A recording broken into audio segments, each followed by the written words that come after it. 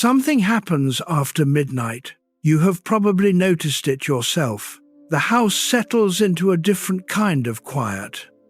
The sounds that seemed ordinary an hour ago, a branch against the window, a creak in the floor, the distant hum of something you cannot name, take on a different weight. The darkness behind your closed eyes shifts, and something inside you, something very old, becomes a little more awake. This is where we begin tonight. Not with fear, not with the kind of nighttime that fills horror films or unsettles children, but with the strange, quiet, deeply human experience of what happens to the mind when the world goes dark, because something does happen, something real. And for most of our lives, we have no language for it. Carl Jung spent over 50 years trying to find that language. He was a Swiss psychiatrist, trained in medicine and early psychology, a student of Sigmund Freud, who eventually broke from him. But what made Jung extraordinary was not his academic credentials. It was his willingness to take seriously the things that science, at the time, was not yet willing to look at directly.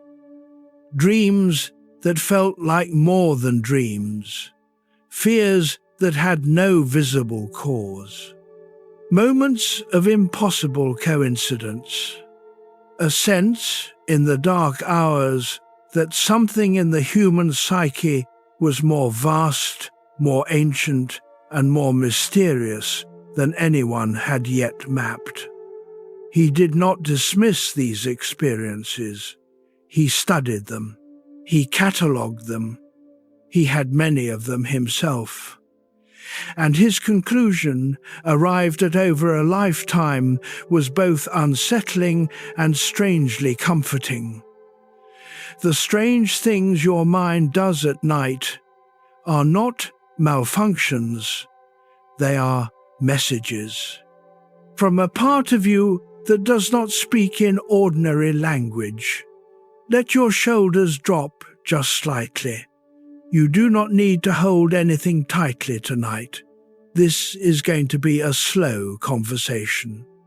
There is no urgency here. We are simply going to walk together through the territory that opens up after midnight. The dreams that feel too real.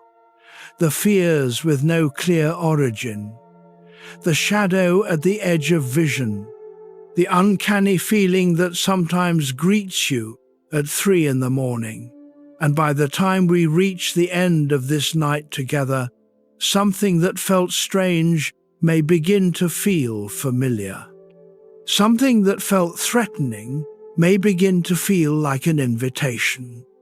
There is a question underneath all of this that we will return to again and again tonight. It is a simple question, but it is not a small one. What is the part of you that wakes up when everything else goes quiet? Hold that question gently. We are not going to answer it yet. First, let us begin with something you probably already know, even if you have never quite put it into words. After midnight, you are a different person, or rather, a more complete one. The self you present to the world during the day is partial. It is the assembled, managed version, the one that nods when asked how you are doing, the one that keeps track of the calendar and the email inbox and the expression on your face in public. That self is real. But it is not all of you. Jung called it the ego, the center of conscious awareness, the part of the mind that organizes, plans, filters, and presents. It is necessary. Without it, you could not function. But it is not the whole. Beneath the ego, Jung believed, lies something far larger. Something that does not think in words, does not operate on logic, does not concern itself with schedules or social expectations. He called it the unconscious. And it is most active precisely when the ego goes quiet at night, in dreams, in that peculiar half-space between sleep and waking, in the sudden cold feeling that arrives for no clear reason, in the image that appears behind your eyes just as you begin to drift.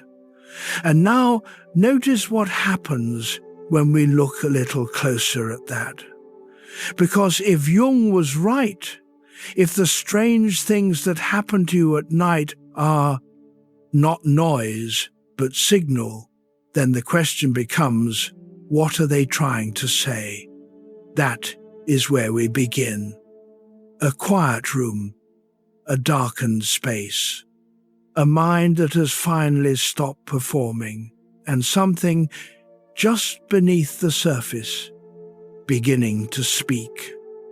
Chapter 2: Why Night Changes the Mind. There is a reason the ancient world held night in a different kind of reverence than we do now. Before electricity, before streetlights and glowing screens, before the 24-hour city that never truly darkens, night was its own world. It had different rules, different inhabitants, different laws. In ancient Greece, dreams were thought to arrive through one of two gates: the gate of horn, through which true visions passed, and the gate of ivory, through which false ones did. The distinction mattered enormously. It was not simply superstition. It was an attempt to take seriously the strangeness of what happened to the mind after dark. The ancient Egyptians had dream temples. You would travel to one, perform rituals, sleep on sacred ground, and wait for the gods to send guidance through your sleep. The dream was not a curiosity. It was a communication. And this is the part that Jung found remarkable. Across cultures that had no contact with each other, across centuries, across continents, across languages, human beings kept arriving at the same conclusion: that the night mind was different from the day mind, that what happened in sleep was not random, that the strange experiences of darkness carried meaning. He did not think this was coincidence. He thought it was evidence of something he would spend his career describing: the collective unconscious. A layer of the human psyche that is not personal, not learned, not shaped by individual biography, but shared, inherited. Older than language. Let the weight of your body settle where you are resting, just for a moment. Feel where you make contact with what is beneath you. Now let us think about why night specifically changes things. During daylight hours, your conscious mind is inundated with input: sound, light, social obligation, task and demand and decision. The brain filters constantly, deciding what to pay attention to and what to suppress. Most of what is suppressed is not gone. It is waiting. Psychologist Matthew Walker, one of the leading sleep researchers of our time, has described sleep as a kind of overnight therapy. During REM sleep in particular, the brain replays emotional experiences with the volume turned down on stress hormones. It processes what the day did not have time to finish. But Jung was pointing at something even deeper than this. He was pointing at the way that night, specifically the removal of external stimulation, allows the unconscious to surface. Not just recent memories or unprocessed emotions, but older material, older patterns. The residue of everything you have ever been afraid of, ever loved, ever lost, ever wondered about in silence. There is a reason your most vivid dreams feel ancient. There is a reason that the symbols that appear in nightmares, the pursuer, the fall, the teeth that crumble, the house with unknown rooms, appear in the dreams of people across centuries and cultures who share nothing else. Jung believed these were not accidents. They were expressions of the same underlying human architecture, the same deep structure of psyche that all of us inhabit, regardless of where or when we were born.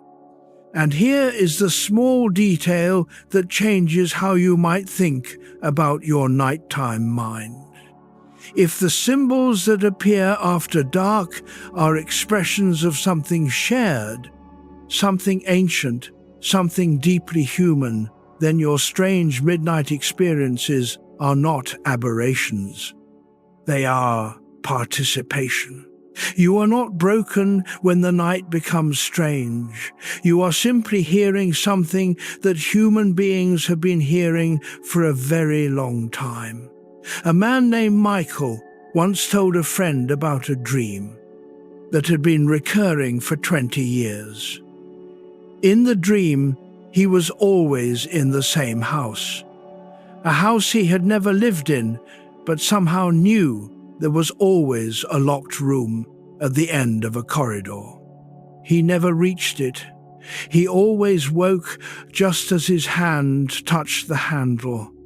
He had written the dream off as odd, maybe stress-related, maybe nothing. When he finally described it to a therapist, she asked a simple question: "What do you think is behind that door?" He was quiet for a long time.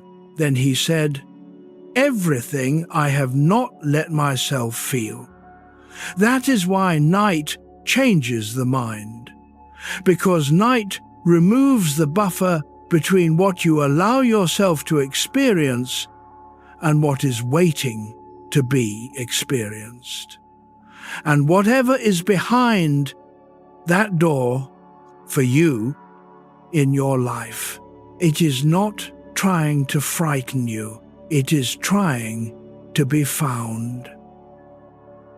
Chapter 3, The Unconscious After Dark. Jung once wrote something that has stayed with students of psychology for generations. He wrote that if you do not make the unconscious conscious, it will direct your life and you will call it fate. Take a moment with that. Not a medical claim, not a certain outcome, but a quiet observation about what happens when the parts of the mind that operate below awareness are left unexamined. They do not disappear. They do not wait politely until you are ready. They act. They surface in patterns you cannot explain, in choices that seem to come from nowhere, in the inexplicable pull towards certain people, certain situations, certain fears, in the dreams that keep returning, in the feeling sometimes that you are living a life shaped by forces you cannot quite see. The unconscious, as Jung described it, is not a dungeon. It is not a place where bad things are stored. It is more like a vast, mostly unmapped territory. Most of it is simply unknown. Not dangerous, just unseen.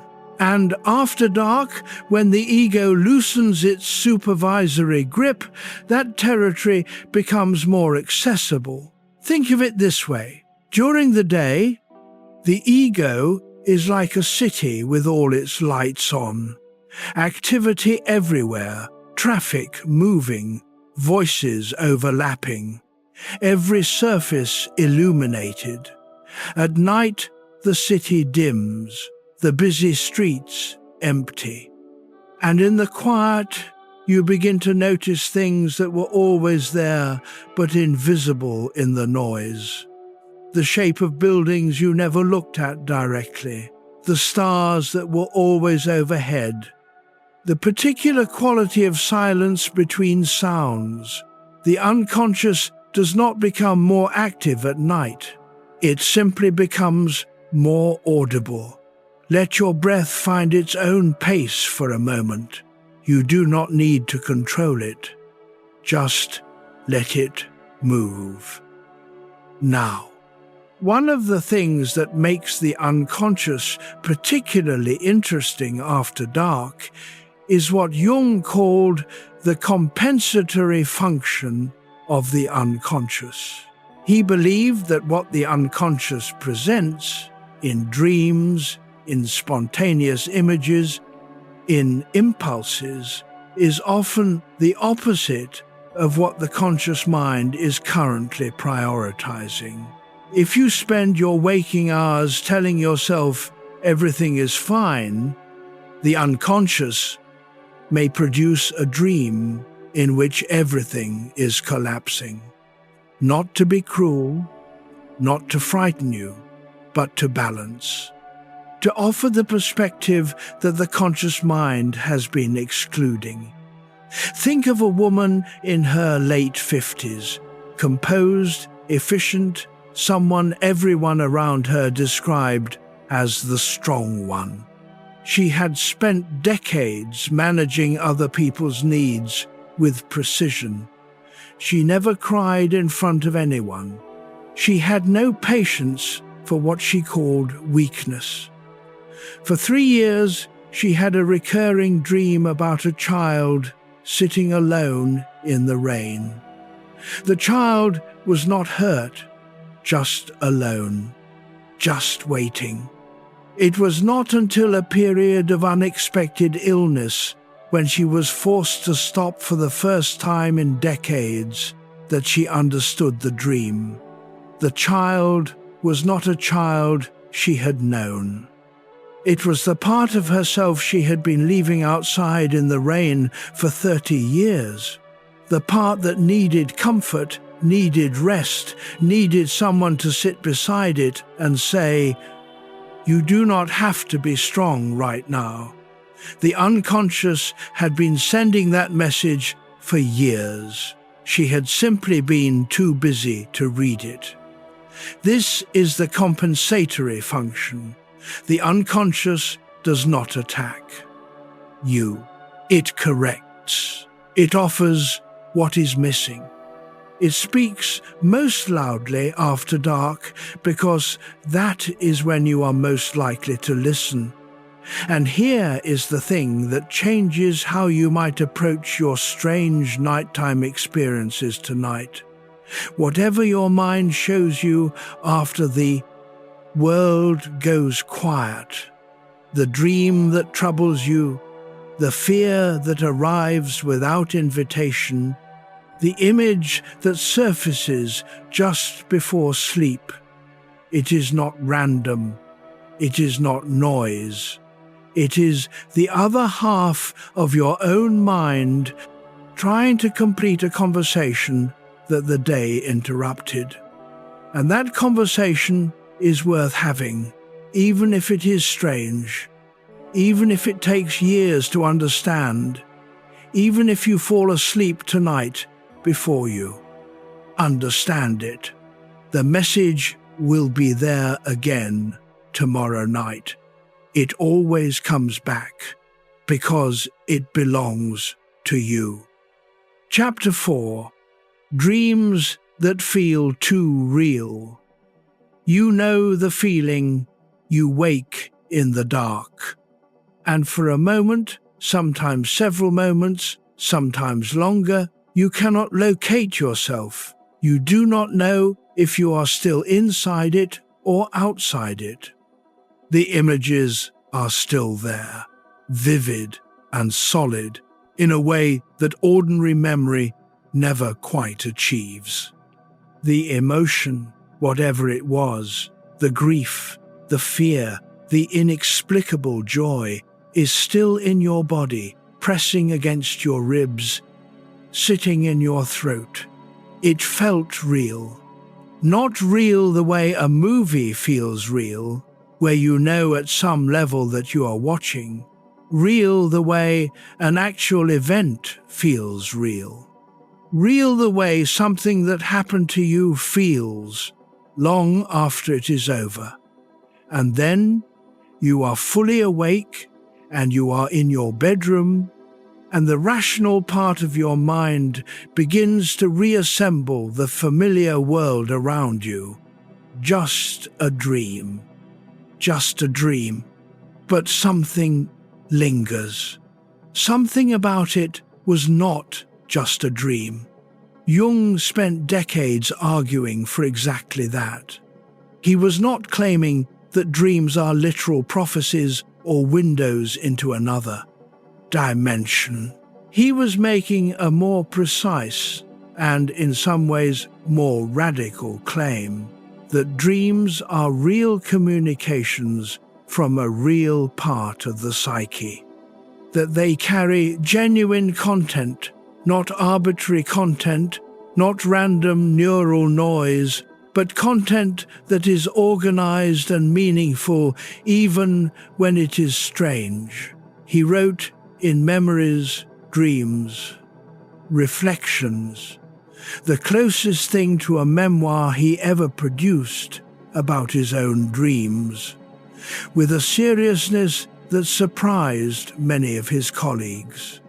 He treated them the way a geologist treats rock strata, as a record, as evidence, as something worth reading carefully. Feel the weight of your hands where they rest. Let them be heavy. There is nothing to hold right now. In one of his most striking passages, he described a series of dreams he had in 1913 that troubled him deeply. He saw rivers of blood flooding Europe. He saw a wave of cold spreading across the land. He saw thousands of people dying. He wondered if he was going mad. And then, in the summer of 1914, the First World War began. Jung did not claim prophetic power. He was too careful a thinker for that. What he suggested instead was something subtler, that the unconscious is capable of sensing patterns and trends in the collective human situation that the conscious mind has not yet assembled into a visible picture. Not prophecy, perception. A deeper kind of reading of what is already in the air. Now, most of the dreams that wake you at 3 in the morning are not about global events. They are about you, your life, the unfinished business of your particular history. There is a kind of dream that nearly everyone recognizes. The dream in which someone who has died is alive again. You are with them as you used to be. Everything is ordinary and warm and real. And then you wake, and for a few seconds you forget, and then you remember. And the grief that arrives in those few seconds is not less than grief. It is not a copy of grief. It is grief, full and present, happening in your body right now. Jung would say that what you experienced in that dream was not a failure of reality testing. It was the psyche doing something important, revisiting, honoring, allowing an emotion that the busy daytime self has learned to manage and suppress to come through at full volume even briefly. Dreams that feel too real are not glitches. They are the moments when the unconscious breaks through the ordinary filtering system and delivers something directly. Something the daytime mind would find a way to deflect. There is a reason the dreams you remember are almost always the ones that felt the most real. Because the psyche marks the important messages. It makes them vivid. It makes them linger. The question that opens here, and that we will return to, is not whether to take your dreams seriously. The question is what they are trying to say, and we are getting closer to that. But first, there is a territory between sleep and waking that deserves its own attention. Because some of the strangest nighttime experiences happen not fully inside a dream, but right at the threshold. Chapter 5. Waking Between Worlds. There is a name for the state between sleep and waking. The old word for it is hypnagogia, from the Greek hypnos, meaning sleep, and agogos, meaning leading into. It is the territory you pass through on the way into sleep. And there is a corresponding word for the passage on the way out: hypnopompia. These are not unusual experiences. Surveys suggest that well over half of people have them regularly, though many do not have words for them and therefore do not know they are sharing something common with millions of others. This is what the threshold can look like. You are lying down, your body is relaxing, and then, with your eyes closed and your mind beginning to drift, you see something. A face you do not recognize, a landscape you have never visited. A geometric pattern that shifts and unfolds with extraordinary precision. A word that appears in your mind's eye with unusual clarity, or you hear something. Your name spoken aloud by a voice you cannot place, a burst of music, a single sentence that makes no grammatical sense but feels deeply important, or the falling feeling. The sudden drop, the involuntary jerk, the sense of having stumbled off a step that was not there, or, and this is the one that most often sends people to search the internet at 2 a.m, you see a figure in the room. Let your jaw soften. Now, let it be loose. The figure in the doorway. The shape at the foot of the bed. The presence that is not quite there, but is not quite not there either. These experiences are so common across human history that virtually every culture has a name for them. In medieval Europe, the entity at the foot of the bed was called an incubus or succubus. In West African tradition, there is the night-pressing demon. In South Asian cultures, a ghost that sits on the chest. In Newfoundland, the old hag. In Japan, kanashibari. Different names. The same experience. Jung was fascinated by exactly this kind of cross-cultural convergence. When separate peoples, with no contact with each other, across centuries, described the same nocturnal vision in strikingly similar terms, he argued that this was not coincidence. It was evidence of shared psychic architecture. The figure at the threshold, he believed, was one expression of the archetypal unconscious, a symbol thrown up by the deeper layers of the mind during the vulnerable liminal moment between states. Now, none of this makes the experience less startling. If you have ever opened your eyes in the dark and seen a figure standing in the corner of the room and then blinked and watched it dissolve, you know that no amount of rational explanation makes the first half-second less real. But here is what changes when you understand the threshold.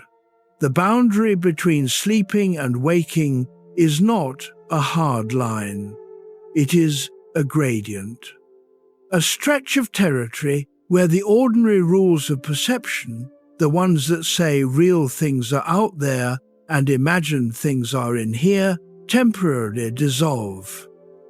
In that territory, the mind's image-making capacity, which runs constantly during sleep, is still running, but the eyes are open or partly open.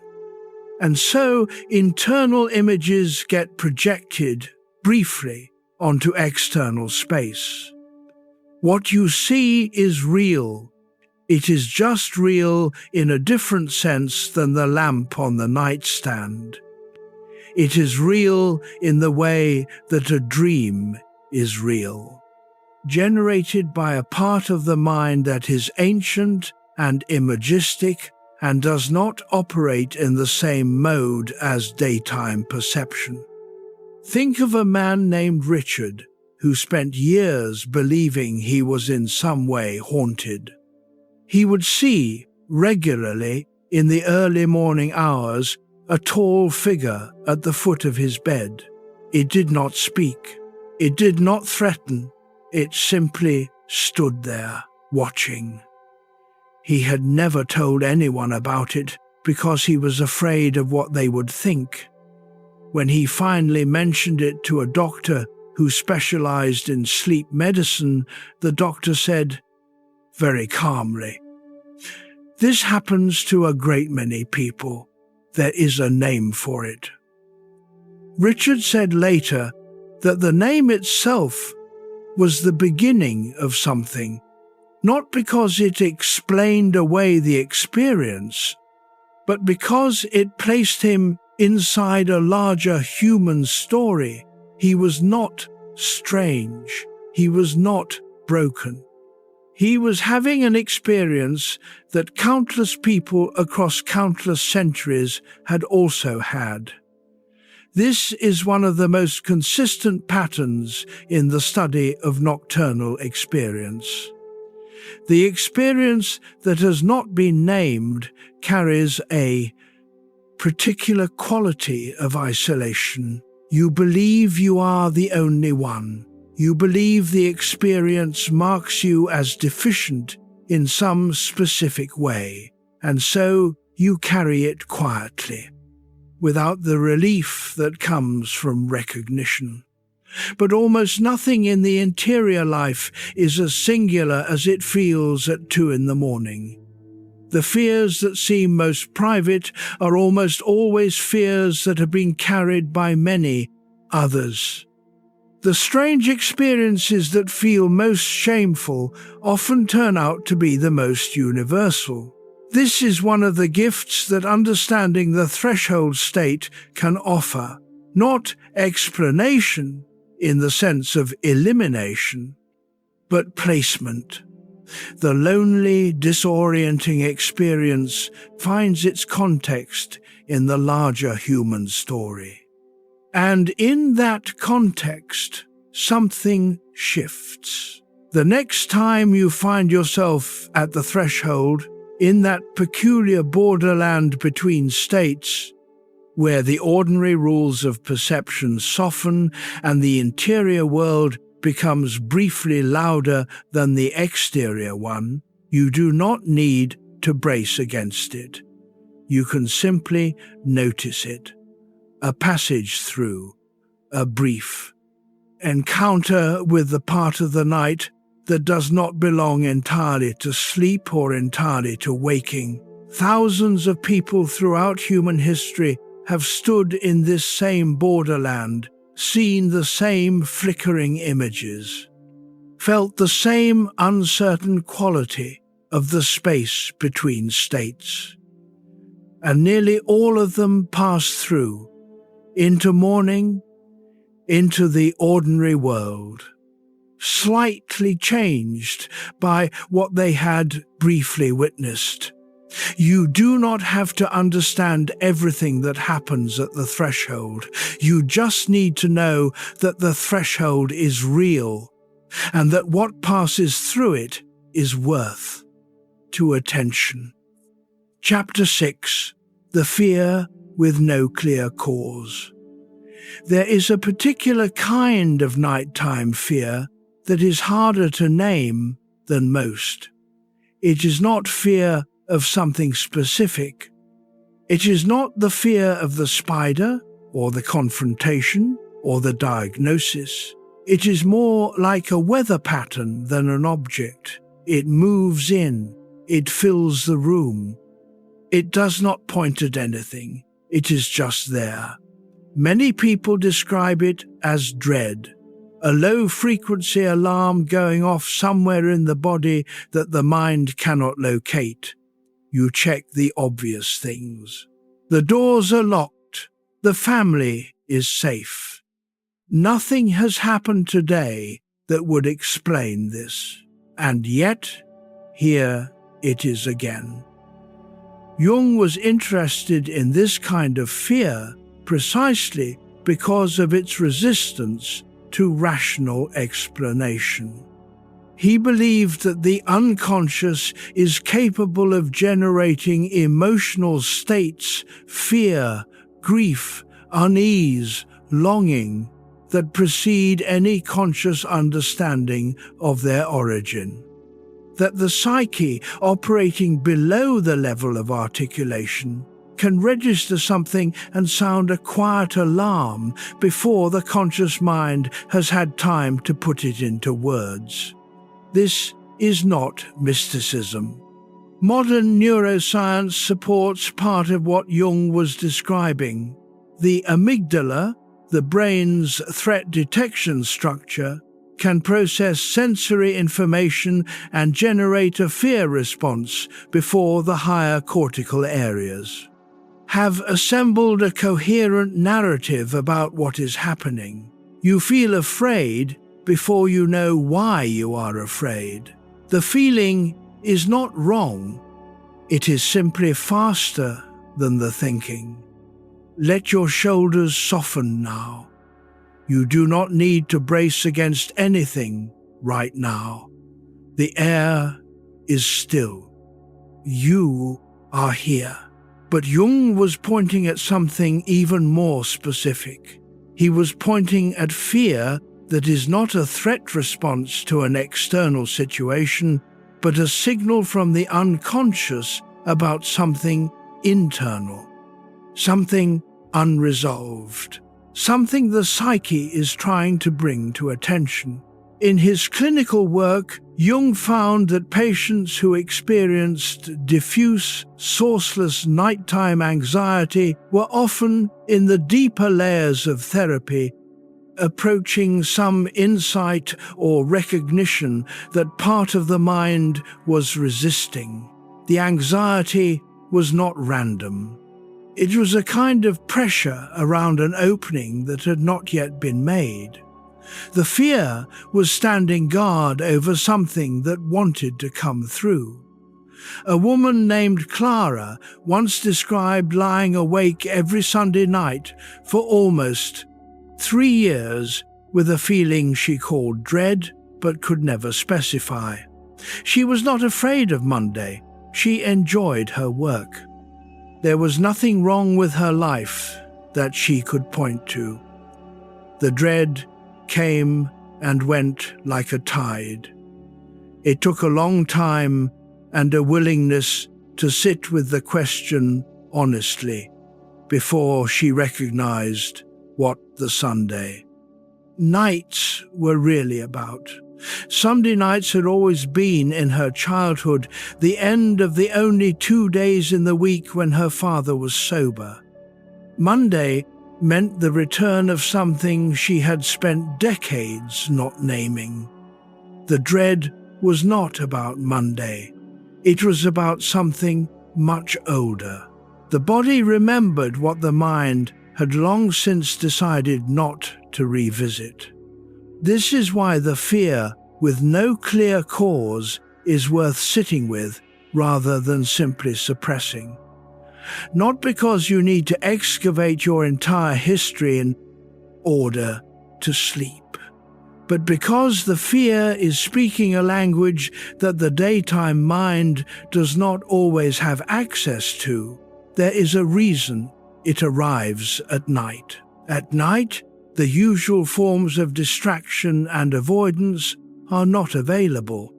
The mind cannot redirect itself toward tasks, toward other people, toward the managed presentation of itself. At night, there is only you, and the thing that has been waiting for you to be still enough to notice it. And that thing, whatever it is in your particular life, is not your enemy. It is your psyche trying to close a loop that has been open for a very long time. You do not have to resolve it tonight.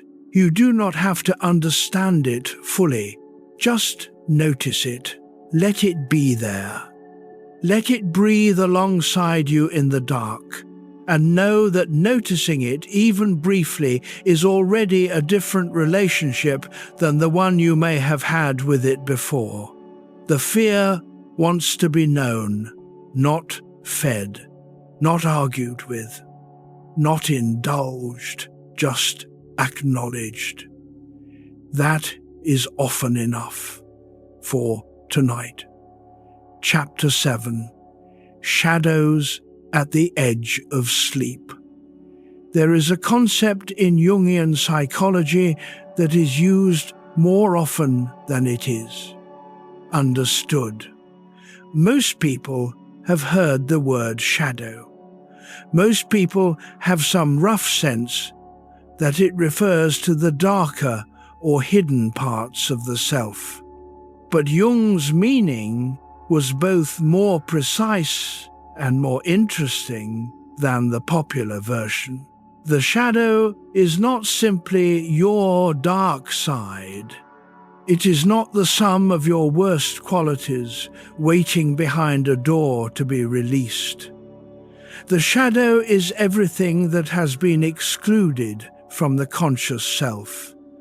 Everything that you were told, directly or indirectly, that you were not. Everything that did not fit the picture of who you were supposed to be. Everything that was too inconvenient, too embarrassing, too contradictory to carry into the managed daylight version of yourself. And here is the thing about the shadow that matters most for our purposes tonight. It becomes most active after dark. Not because darkness is evil, but because darkness removes the conditions that keep the shadow suppressed. The performance is over. The audience has gone home. The ego, which works very hard during the day to maintain a coherent, presentable identity, finally relaxes. And in that relaxation, the excluded material surfaces, sometimes gently, sometimes not. Let the next breath be slightly slower.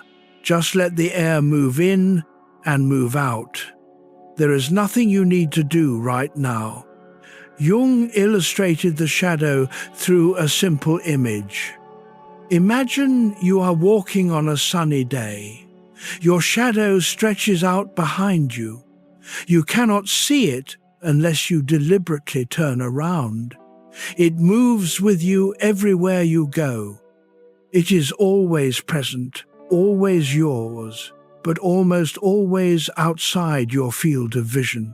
The psychological shadow works similarly. It is always there. It belongs to you. But it is behind you, outside the field of conscious attention, until something turns you around. And one of the things most likely to turn you around is a dream.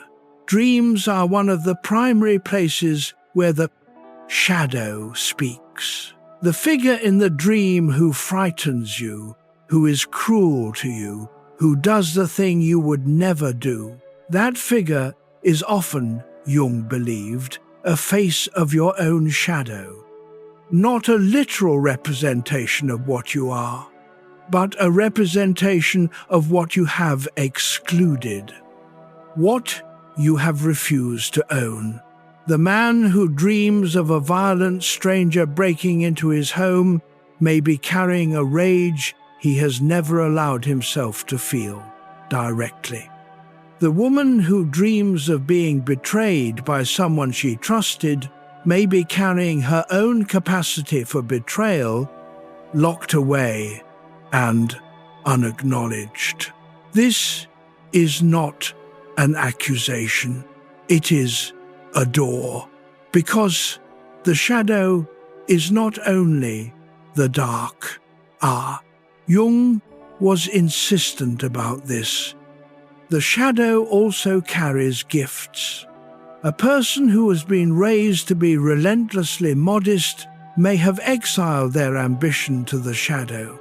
A person trained to be always accommodating may have locked their healthy anger somewhere beneath the floor. A person who learned early that needing things was a sign of weakness may find in the shadow the full range of their emotional life, the need for comfort, for rest, for genuine connection, all waiting. The shadow is not only where the difficult things go, it is where anything unacceptable to the conscious self gets stored. And at the edge of sleep, in that liminal space we discussed, in that territory between states, the shadow most often moves. The sudden cold feeling when the room has not changed temperature. The image that surfaces as you drift and then makes you open your eyes again. The dream figure that is somehow both a stranger and deeply familiar. These are not visitations from outside, they are encounters with the excluded parts of yourself. And the invitation, not the demand, but the quiet invitation that Jung extended across his entire body of work was this: turn around, look at what is behind you, not with fear, not with the intention of fighting it, with curiosity, because what you find there, however strange it first appears, is still part of you. And a person who has met their own shadow, who has learned to look at it without running, is a person who sleeps a great deal more peacefully than one who has not. Chapter 8. Archetypes in the Night. A child is afraid of the dark, but here is what is interesting. The child is almost never afraid of nothing. They are afraid of something specific. The monster under the bed, the figure in the doorway, the presence that could be in the closet. The exact content varies. The structure never does. And that structure, the dark, the hidden place, the threatening presence, the child alone repeats across cultures and centuries with a consistency that is hard to explain if you assume the mind begins blank. This was one of the things that led Jung toward what he called archetypes. The word comes from the Greek archetypon, meaning original pattern or first mold. Jung used it to describe the fundamental forms or organizing patterns that seem to exist in the human psyche beneath and before any individual experience. Archetypes are not ideas you have, They are structures that shape how you experience things. The Great Mother, the wise old man, the hero, the trickster, the shadow, the child, the threshold guardian. These figures appear in myths and fairy tales from cultures with no historical contact. They appear in the dreams of people who have never read mythology. They appear in the nighttime fears of children before language has given them labels. Feel where your body makes contact with what is beneath you. Let that contact hold you for a moment. Jung believed archetypes were not cultural inventions. They were the inherited shapes of human experience, the grooves worn into the psyche by millions of years of shared human life. The same challenges, birth, death, darkness, predator, parent, exile, return, faced by every human who has ever lived, leaving their marks on the deep structure of the mind. And at night, when the individual ego loosens its grip on experience, these deeper patterns surface. The monster under the bed is a version of the threshold guardian. The shadowed figure in the dream is an expression of the trickster or the shadow. The wise voice that speaks unexpectedly in a dream, the kind that leaves you with an insight that seems too precise to have come from nowhere. That is the wise old man. These are not supernatural entities arriving from outside. They are the night language of the human psyche. Now, there is a modern story that illuminates this in a way that stays with you. A man named Daniel, in his early 60s, had spent his career in engineering. He was precise and methodical. He valued evidence. He was, by his own description, not someone given to flights of imagination. And yet, for years, he dreamed about a woman he had never met. She was always in the same place, a garden or a room with a particular light, and she never spoke, but she always seemed to be waiting. Sometimes she guided him toward something. Sometimes she simply stood and watched. He dismissed it for years, called it a recurring dream. Nothing more. What eventually brought him to think differently was reading, almost by accident, about what Jung called the anima, the inner feminine figure that appears in the dreams of men, he wrote, as a kind of guide to the deeper, feeling layers of the psyche. Not a literal woman, a psychic function. A representation of the parts of the male self that culture tends to suppress: vulnerability, intuition, emotional depth. Daniel sat with that for a long time. Then he wrote something in a journal he had not opened in years. The woman in the garden was not someone he had lost. She was something he had never let himself be. That recognition did not solve anything immediately, but it opened a space, a curiosity about the parts of his inner life that decades of practical focus had left uncultivated. Archetypes work this way.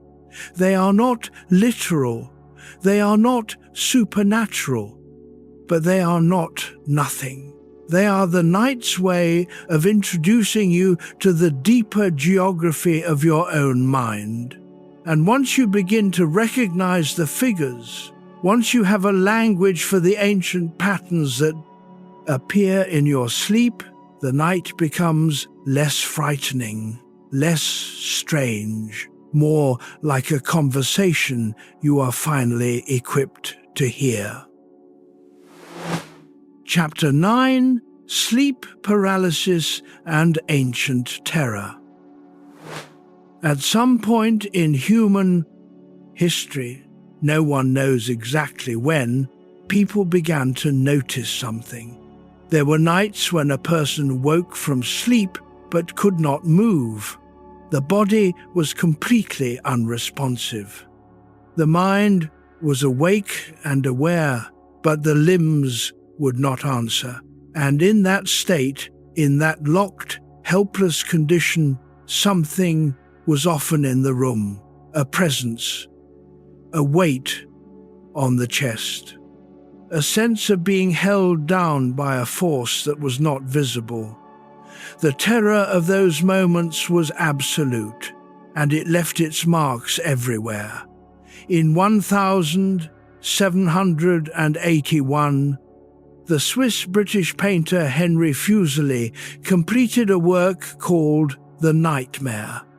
In it, a woman lies draped across a bed, unconscious, pale, one arm hanging. On her chest sits a crouching demon, staring directly out of the canvas. Behind her, the head of a wide-eyed horse emerges from behind a curtain. The painting shocked and transfixed audiences. It was not considered bizarre or eccentric. It was considered recognizable. People looked at it and knew immediately what it was describing. The experience we now call sleep paralysis. Let your breath move without effort. Just let it find its own pace. Sleep paralysis occurs in the transitional period between sleep states, most commonly between REM sleep and waking. During REM sleep, the body enters a state of muscle atonia, essentially temporary paralysis, which is protective.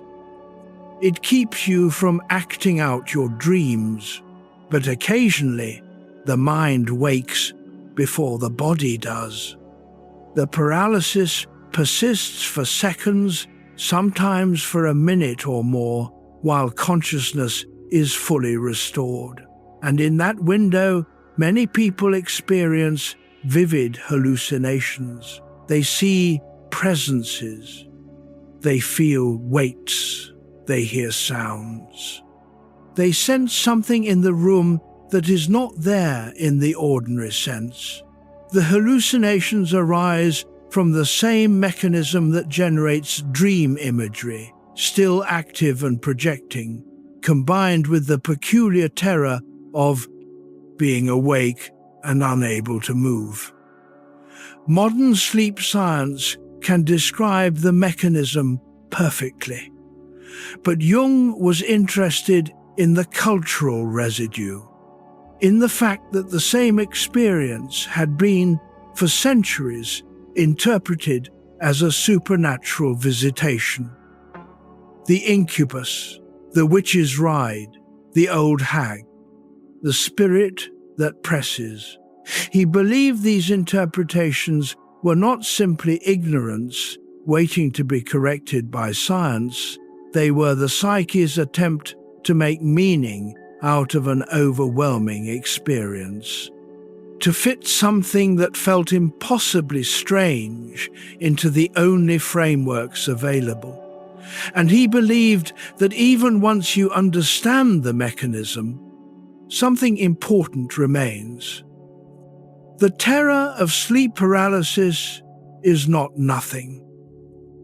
The experience of being awake and unable to move, of sensing a presence in the most private and vulnerable space there is, it touches something very old in the human psyche.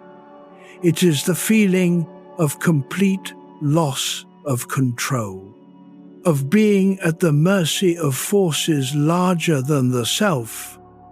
That feeling, Jung would say, is itself an archetypal experience, a temporary passage through helplessness that humans have always needed to find ways to process and endure. There was a woman named Ingrid who had experienced sleep paralysis throughout her 40s. She had eventually learned through a therapist what was happening physiologically. The knowledge helped. The episodes became less terrifying. She could remind herself, even in the thick of it, this will pass. This is the body, not a visitation. But she said something interesting when she reflected on the years before she understood it. She said, "When I thought something was in the room, the fear was terrible. But there was also something else. I always had the sense that whatever it was not trying to hurt me. It was trying to show me something." She could not explain what she meant by that, but the experience had left her over time with a different relationship to the night, less defended, less certain that the strange was entirely unwelcome. Not everyone will interpret their sleep paralysis this way, but the recognition that the experience places you inside an unbroken human lineage of people who have woken in the dark and found themselves unable to move and found something at the edge of awareness. That recognition is itself a form of company.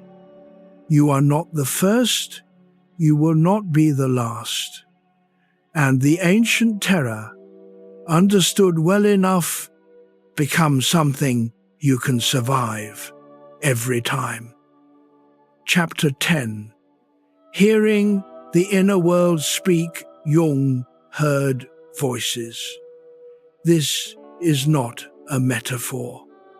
In 1913, following his rupture with Freud, and in the grip of what he later described as a confrontation with the unconscious, Jung began to hear interior voices that were distinctly not his own conscious thought. They were other. They had personalities. They addressed him. They argued with him. One of them, a voice he eventually called Philemon, appeared to him in dreams and then persisted into waking life as an interior presence. He was an old man with a long beard and the wings of a kingfisher. He walked in Jung's garden with him. He taught him things. Jung did not tell his colleagues about this for many years. He was a trained physician. He knew perfectly well what psychosis looked like. He monitored himself carefully. He kept working. He kept seeing patients. He maintained his external life with precision. But he also listened, and eventually he concluded that what he was experiencing was not madness. It was what he would come to call active imagination, a deliberate, disciplined engagement with the interior figures that arise from the unconscious. He recorded all of it in an illuminated manuscript that he kept locked in a cupboard and showed to almost no one until after his death. The Red Book. Let your jaw soften, let your throat be loose. There is nothing urgent. The Red Book, when it was finally published nearly a century after it was written, stunned scholars. It was not the work of a man who was losing his mind. It was the work of a man who had developed an extraordinary capacity to be present to the full range of his own interior life, including the parts that were strange, archaic, frightening, and beautiful. Now, most of us do not hear voices in the Jungian sense. But most of us do hear something. There is the voice that speaks at 3 in the morning, the one that catalogues failures, lists grievances, rehearses arguments. The voice that wakes you and refuses to return to sleep until you have gone through the thing you most wanted to avoid. There is the voice that speaks at the edge of sleep. That says, sometimes, something that surprises you with its precision.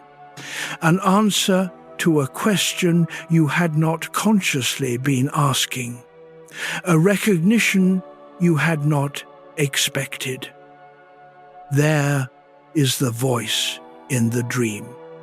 The figure that says something you remember when you wake.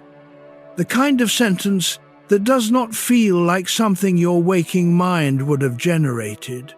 Jung would say that all of these are expressions of the inner world speaking, not supernatural, not diagnostic, but real.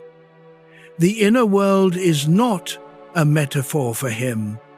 It is a real domain, the domain of the psyche, with its own population of figures, its own logic, its own wisdom, and its own blind spots. And learning to hear it carefully, without immediately suppressing or dismissing what arises, was, for him, one of the most important capacities a human being could develop. This does not mean following every interior impulse. It does not mean acting on every dream image. It does not mean mistaking the inner world for the outer one. It means listening, the way you might listen to a person who was trying to say something difficult, without judgment, without the urgent need to fix or refute, with the quiet patience of someone who believes the speaker has something worth hearing. A young man named Eli kept a notebook by his bed for years, starting in his early 20s. Not a journal, just a place to write down the things he heard himself thinking in the moments just before sleep. Single sentences, often. Images. Fragments. He did not analyze them at the time, he just wrote them down. When he read back through the notebooks a decade later, he was quiet for a long time. The themes were so consistent. The same fears, the same longings, the same half-formed recognitions, threading through years. The inner world had been saying the same things over and over in slightly different language. It had been patient. It had simply been waiting for him to be ready to hear it. And perhaps the inner world is like that for most of us. Patient, consistent, willing to repeat itself, not demanding to be heard immediately, but never quite giving up. Chapter 11, Visions, Symbols, and the Psyche. The psyche does not think in sentences. This is something worth sitting with. Because we spend our waking lives so immersed in language that it is easy to forget that language is a relatively recent arrival in human experience. The deeper layers of the mind, the ones that were ancient before words were invented, operate in an older currency. Images, symbols, patterns, shapes that carry emotional weight without requiring explanation. When you dream of water, the dream is not saying water, it is using water the way a musician uses a chord. to evoke something that does not translate cleanly into words. Depth, flow, danger, purification, the unknown beneath the surface, the source of life and the place of drowning simultaneously. This is why dream analysis in the Jungian tradition is not a matter of looking up symbols in a dictionary. The same symbol means different things to different people, in different contexts, in different stages of a life. Water that is terrifying in a dream at one period of your life may be calming and familiar at another. The psyche selects from its symbolic vocabulary based on what the moment requires. Jung was not the first person to take this seriously. The ancient Egyptians had professional dream interpreters. The Greeks had sanctuaries where people slept in hopes of receiving healing dreams from the god Asclepius. The book of Genesis contains the story of Joseph, whose ability to interpret dreams raises him from slave to the second most powerful man in Egypt. In every tradition, the image was understood as a carrier of meaning that exceeded what plain description could achieve. Notice where your body is right now, the weight of it, the warmth. Let it rest exactly as it is. Jung proposed something that connects all of this into a coherent picture. He called the unconscious's image-making capacity the symbol-forming function. The psyche, he believed, is always generating symbols, always reaching toward images that can hold more meaning than any single concept can contain. And this process is not limited to dreams. It shows up in the sense that certain places are sacred to you without rational explanation. In the feeling that certain objects carry weight, a photograph, a piece of furniture, something you inherited. In the experience of hearing a piece of music that makes you feel you have lost something you cannot name, these are not irrational experiences. They are the psyche's symbolic life leaking into ordinary experience. At night, with the censorship of the rational mind reduced, the symbol-forming function runs more freely. And sometimes what it produces is extraordinary. A woman named Grace, in her mid-50s, woke from a dream that she described as the most beautiful thing she had ever experienced. She was in a vast, dark field. The stars overhead were close enough to touch. In the center of the field was a single tree, blazing with white light, not burning, luminous. And from the tree came a sound that she said was not music and not language, but somehow both. She woke with tears she could not explain. She was not a religious person. She had no frame for the experience, but she did not dismiss it. She carried it with her for years. She said that whenever she was in a period of difficulty, she went back to that image, the dark field, the luminous tree, the sound. It did not solve her problems, but it gave her something she could return to. A place in her own inner world where something felt larger than whatever she was afraid of.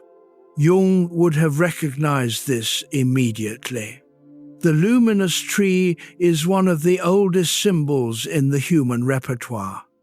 The world tree, the tree of life, it appears in Norse mythology, in Kabbalah, in Hindu cosmology, in Celtic tradition, the psyche found it without being taught it, because the psyche already knew it. That is what a symbol does. It connects you for a moment, briefly, powerfully, to something larger than your particular story. And at night, when the world has gone quiet and the symbol-forming function has space to move, those connections sometimes become visible. Let what you have just heard settle for a moment before we continue. There is one more piece here that changes everything, and it lives in the space between waking, sleeping, in the places where the ordinary rules of cause and effect seem to bend. Chapter 12. Why Some Nights Feel Haunted. You have had nights like this. Everything is ordinary. The house is familiar. The room is the same room it always is. Nothing has happened or nothing significant. And yet from the moment you lie down, the atmosphere is different. Something has changed in the quality of the darkness. There is a weight to the air, a sense that the room is not quite empty, a prickling awareness that makes it difficult to close your eyes and impossible to explain. It does not resolve into anything. There is no figure, no sound, no event. Just the feeling, persistent and specific, that tonight is not like other nights.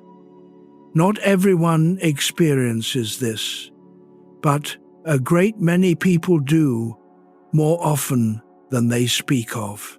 And for some it happens reliably, in certain rooms, in certain houses, at certain seasons of the year.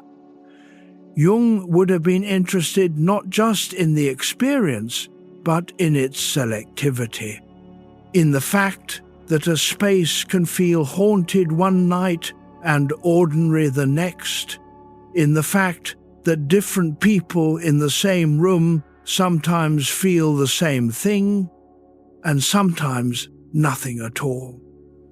He would have pointed toward what he called the projection of psychic content, when the unconscious is carrying material that has not been processed, grief, unresolved fear, and unacknowledged loss.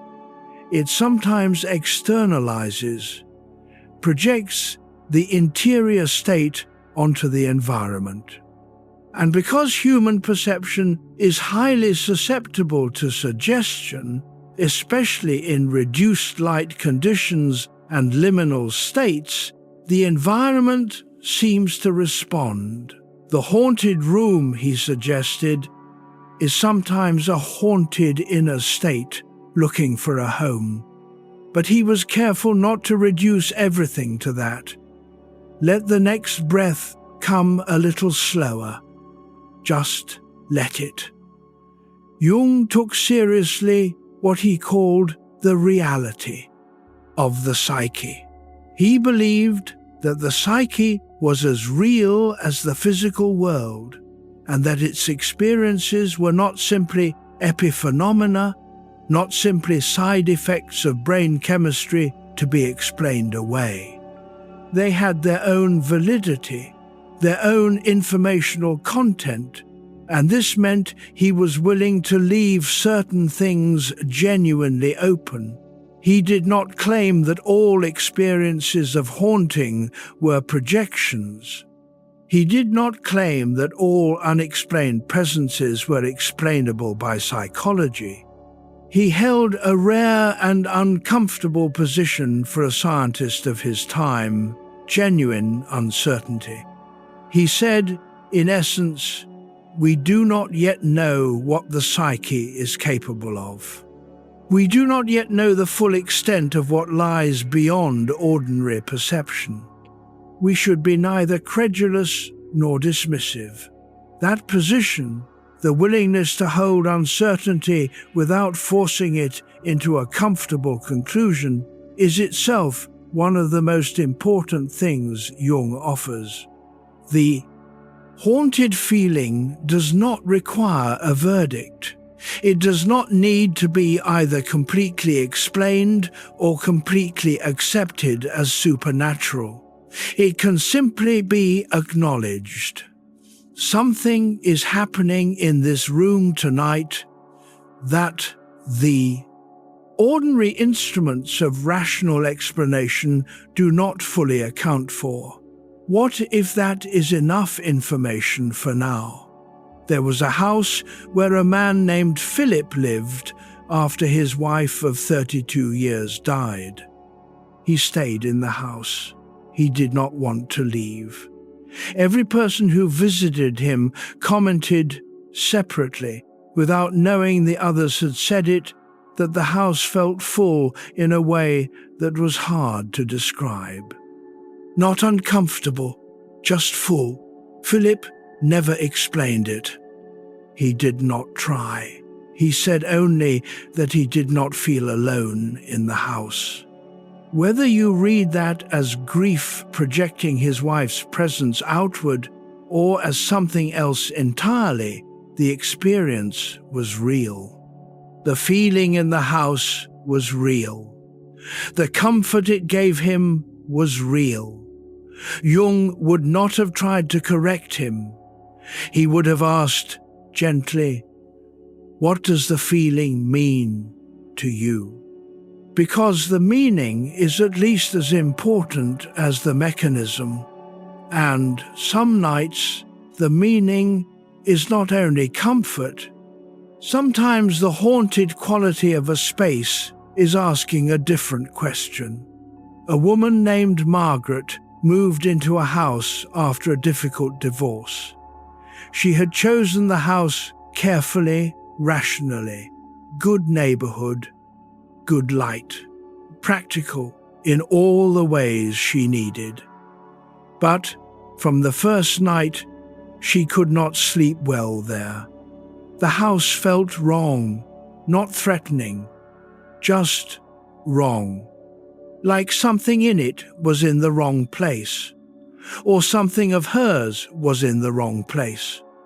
She repainted rooms, she rearranged furniture, she brought in plants and light and color.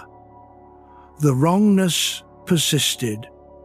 It was not until almost a year later, when she began talking seriously about whether the life she was now living was actually the life she wanted to be living, that she understood what the house had been telling her. The house was not haunted. She was displaced. The wrongness was not in the walls. It was in the fit between the space she was inhabiting and the self she was becoming. A self that the house, chosen in haste during a difficult transition, did not quite match.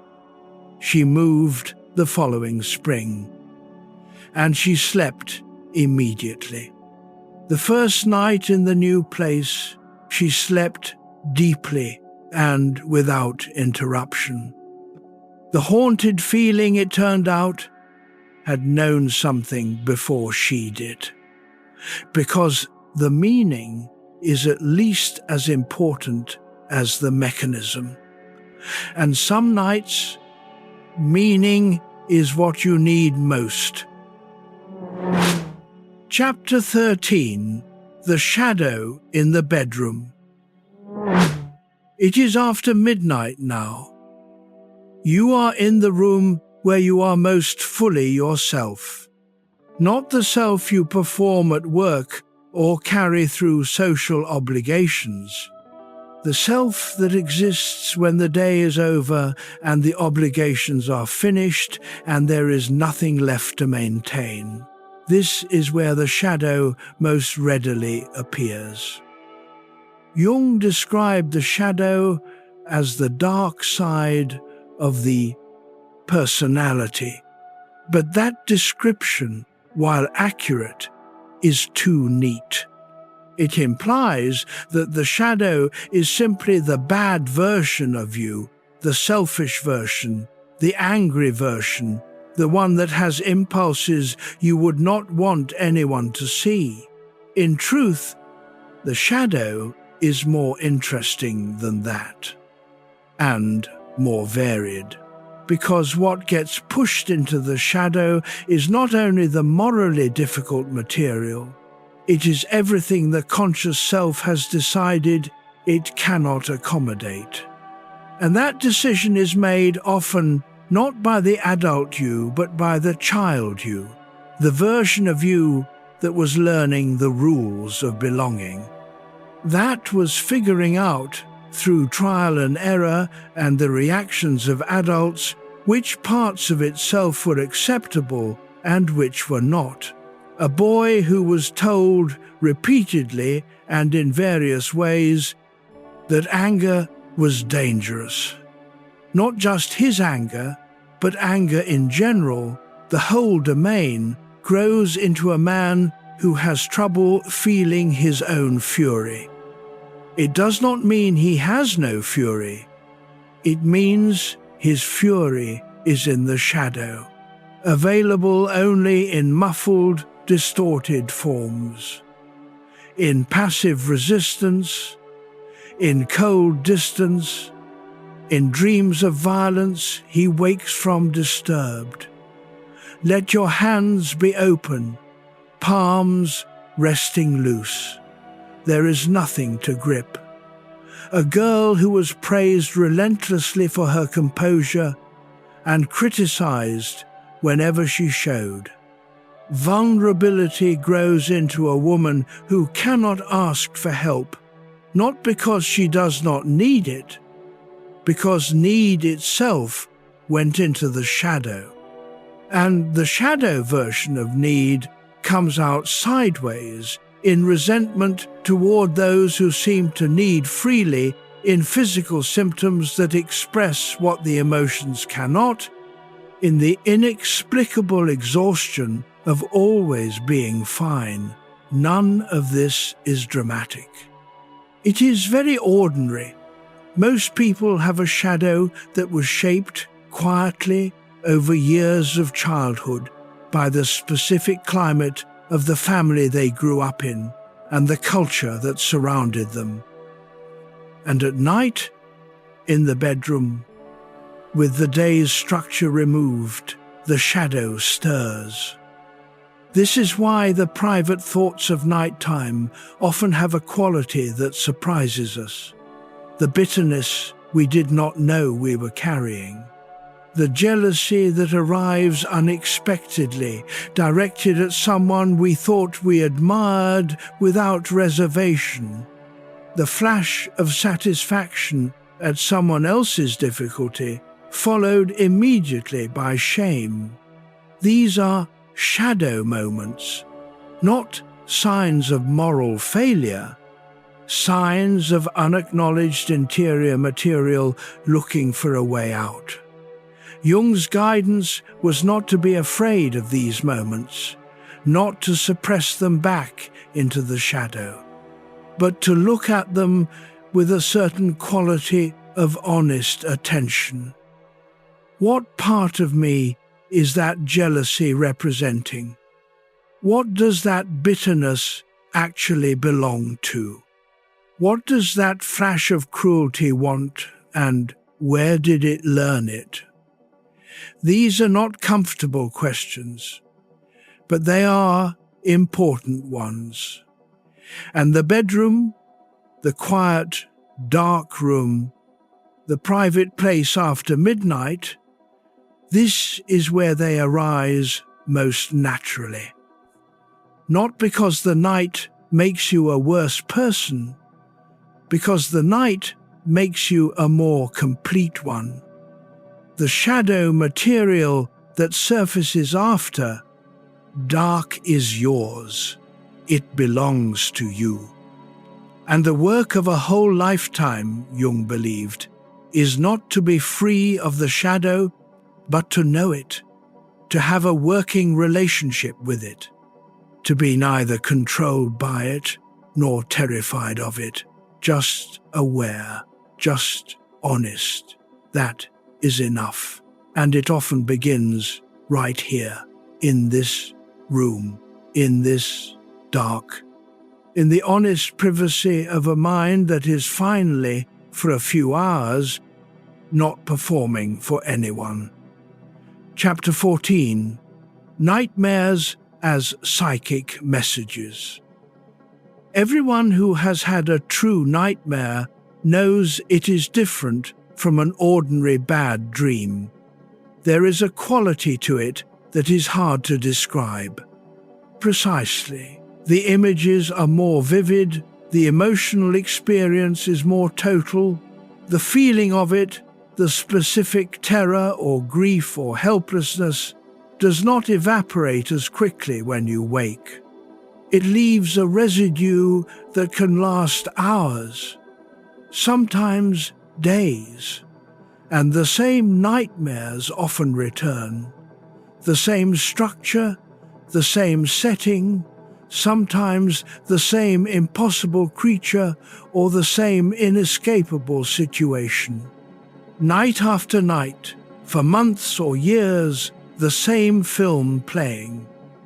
There is an intuition, almost universal, that this repetition is not random, that it means something. Jung thought so too. He did not believe the nightmare was punishment or warning in any external, cosmic sense. But he believed it was the unconscious's most insistent form of communication. The psyche, he argued, is not trying to torment you with nightmares. It is repeating itself because it has not yet been heard. The nightmare says what the gentle dream could not get you to notice. It amplifies. It exaggerates. It puts the material into a form impossible to ignore. Let the weight of your legs settle. Just let them be heavy. In his clinical practice, Jung worked with patients' nightmares not as symptoms to be eliminated, but as texts to be read. He would ask a patient to describe the nightmare in detail, then to associate freely with each image. What does the pursuing figure remind you of? What is the quality of the flooded house? What does it feel like to be the child in that dream? Through this process, the nightmare gradually revealed its content. Often, what it revealed was not what the conscious mind would have suspected. A man named Thomas had the same nightmare for 9 years.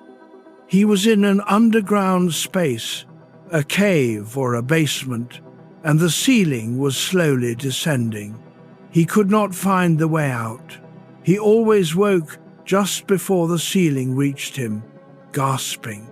He interpreted it, for years, as anxiety, claustrophobia, nothing more. When he finally sat with it in the way Jung described, asking not what it was about, but what it felt like, the answer was immediate and unexpected. The ceiling descending was his father, not his father literally, but the slow, relentless pressure of his father's expectations, present throughout his childhood, still present decades later in the way Thomas organized his professional life, the way he could not rest, the way he always felt the space around him contracting toward some unmarked deadline. The nightmare was not about a cave. It was about the room he had never been able to fully breathe in. Understanding that did not eliminate the dream immediately, but it changed his relationship to it. He stopped waking from it with the residue of simple terror and started waking from it with something more useful, a question. Where in my life do I feel the ceiling descending right now? That question had answers, and those answers could be addressed. The nightmare, once heard, began to lose its compulsive repetition, because the unconscious, once it has finally been understood, does not need to keep repeating itself. It has said what it needed to say. This is true for nightmares in general. The recurring nightmare is a letter you have been refusing to open. You do not have to open it all at once. You do not have to understand everything it contains tonight, but just beginning to turn it over, to treat it as a message rather than an assault, already changes the relationship. Jung noted something important about the nightmares that resolved in therapy. The resolution almost never came through the patient forcing themselves to change the dream. It came through a shift in attitude. The moment a person turned toward their nightmare with genuine curiosity rather than dread, the nightmare began to change on its own. The psyche, he believed, is responsive to attention. When you engage honestly with what the nightmare is carrying, the unconscious no longer needs to amplify. The message has been received. The letter has been opened, and the dream, which has been repeating the same urgent communication for years, can finally move on to something else. This does not happen quickly for everyone. Some nightmares carry material that requires months or years of careful attention before they shift. The body does not release what it is holding on a schedule determined by the conscious mind's readiness. But the direction is always the same, from avoidance toward attention, from dread toward curiosity, from the terror of a recurring assault to the strange intimacy of a recurring conversation. And a different relationship with your nightmare means a different relationship with your night, one that is, over time, considerably more restful. Chapter 15. Anxiety beneath the darkness. There is a kind of anxiety that arrives only after everything else quiets. You could call it the anxiety of stillness, because it does not come for you while you are busy. It waits. It is patient. It knows that activity is your protection, that as long as there are tasks and conversations and demands and obligations, it cannot quite reach you. But at night, the protection dissolves. The day is over. The tasks are as finished as they are going to be. The conversations have ended, and in the resulting silence, the anxiety arrives with a familiarity that is almost companionable, as if it has been waiting on your front step since morning, knowing you would eventually have to open the door. For many people, this is the most distressing experience of the night.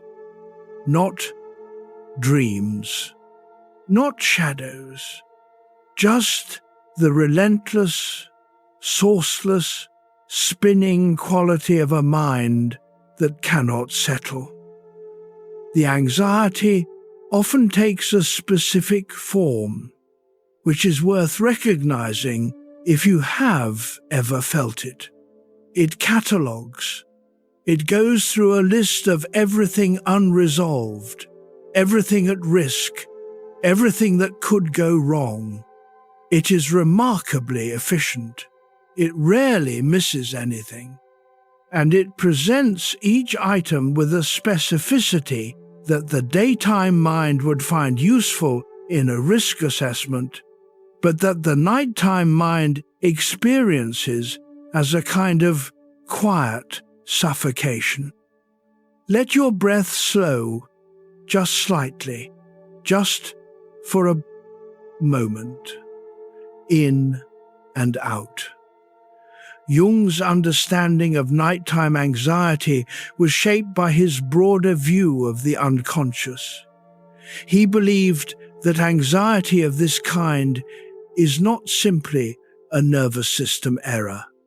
It is, at least in part, the psyche's response to something unacknowledged, something the conscious mind has been avoiding. The anxiety, he thought, is often the psyche circling something it needs to approach, but has not yet found the courage or the language for. This is why the anxiety catalogue is rarely actually about the items on the list. A man who lies awake. Cataloguing financial worries may actually be circling a grief he has never fully allowed himself to feel. A woman who rehearses professional failures at 2 a.m. may be protecting herself from a question about the direction of her life that would require a genuinely difficult answer. The worry is real. The anxiety is real. But the content is often displaced.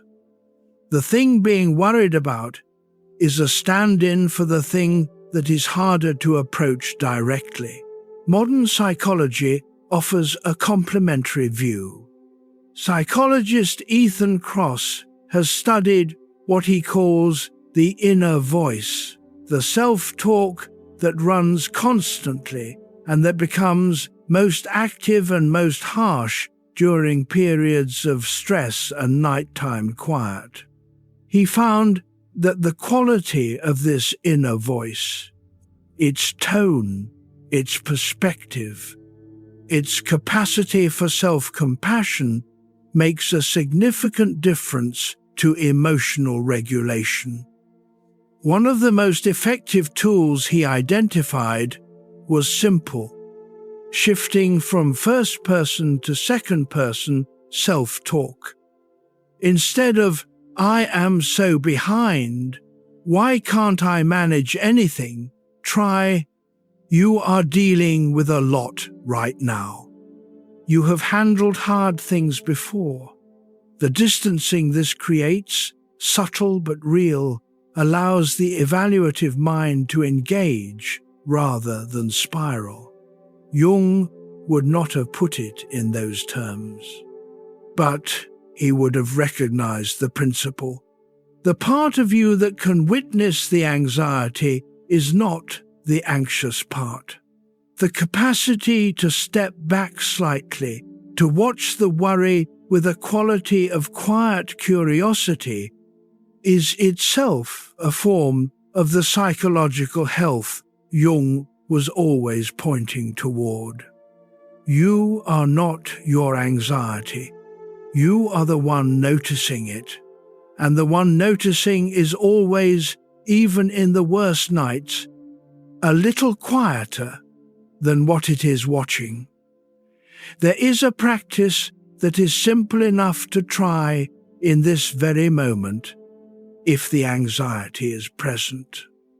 Rather than engaging with the content of what you are worried about, rather than following the thought toward its anxious conclusion, and then following that conclusion toward the next, just notice the noticing itself. Notice that you are aware that the anxiety is there. Notice that whatever is being worried about exists as a thought, as words and images arising in awareness, not as the thing itself. The thought of the unpaid bill is not the unpaid bill. The thought of the unresolved conversation is not the unresolved conversation. They are representations present in the mind, made of language and image, and they are watched by something that is not them, by the quiet part that has been here all along, steady beneath the spinning, watching without being swept away. Jung called this witnessing capacity the transcendent function, the part of the psyche that can hold opposites without being overwhelmed by them, that can watch the anxiety and the calm exist in the same awareness without being entirely consumed by either. It is not easily found in the worst moments, but it is always there. That quietness is where you rest, even when rest feels very far away. Chapter 16. Synchronicity and Midnight. Meaning, Jung coined a word for something that most people have experienced but rarely discuss. Synchronicity. He defined it as a meaningful coincidence, an acausal connection, meaning a connection that cannot be explained by ordinary cause and effect, between an inner event and an outer event occurring at the same time in a way that feels significant. The simplest version is this: you are thinking of someone you have not thought of in years, and the phone rings, and it is them. The nervous, rational mind immediately searches for explanations. Confirmation bias. You were probably thinking of them recently without noticing. There is always a logical account, and perhaps there is. Jung was not claiming otherwise. He was not arguing for the supernatural. He was pointing at something more precise.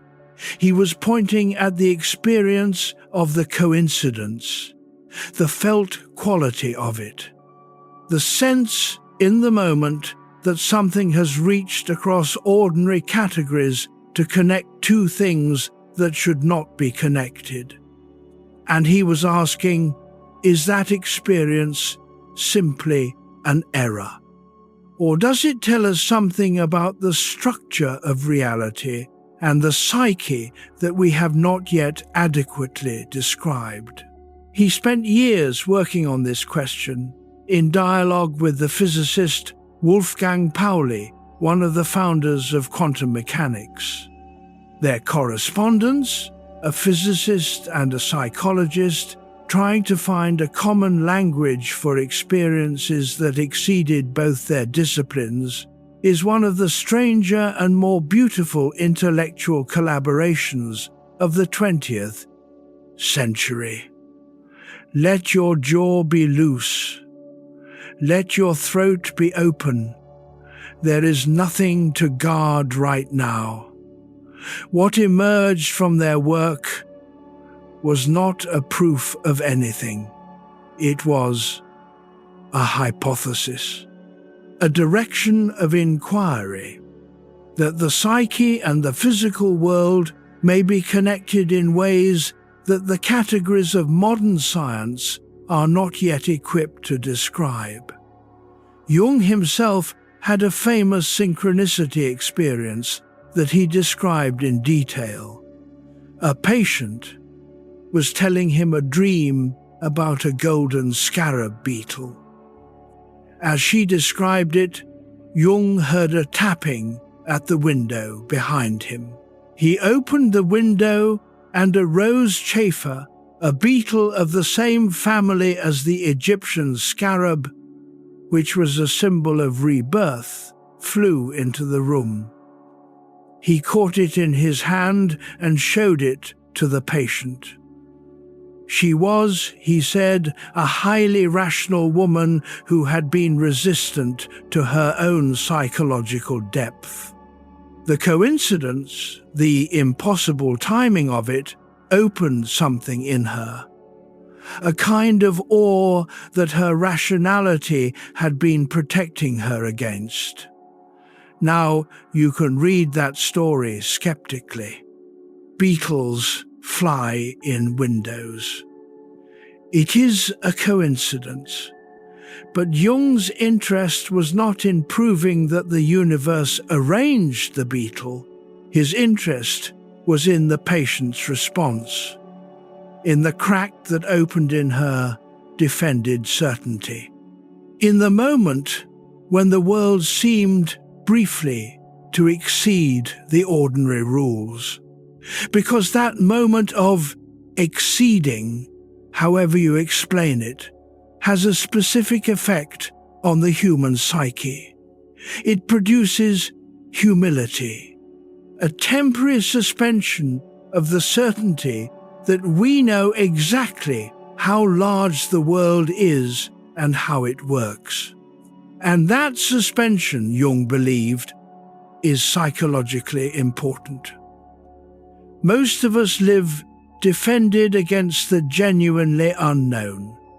We fill uncertainty with explanations, with plans, with the constant activity of interpretation.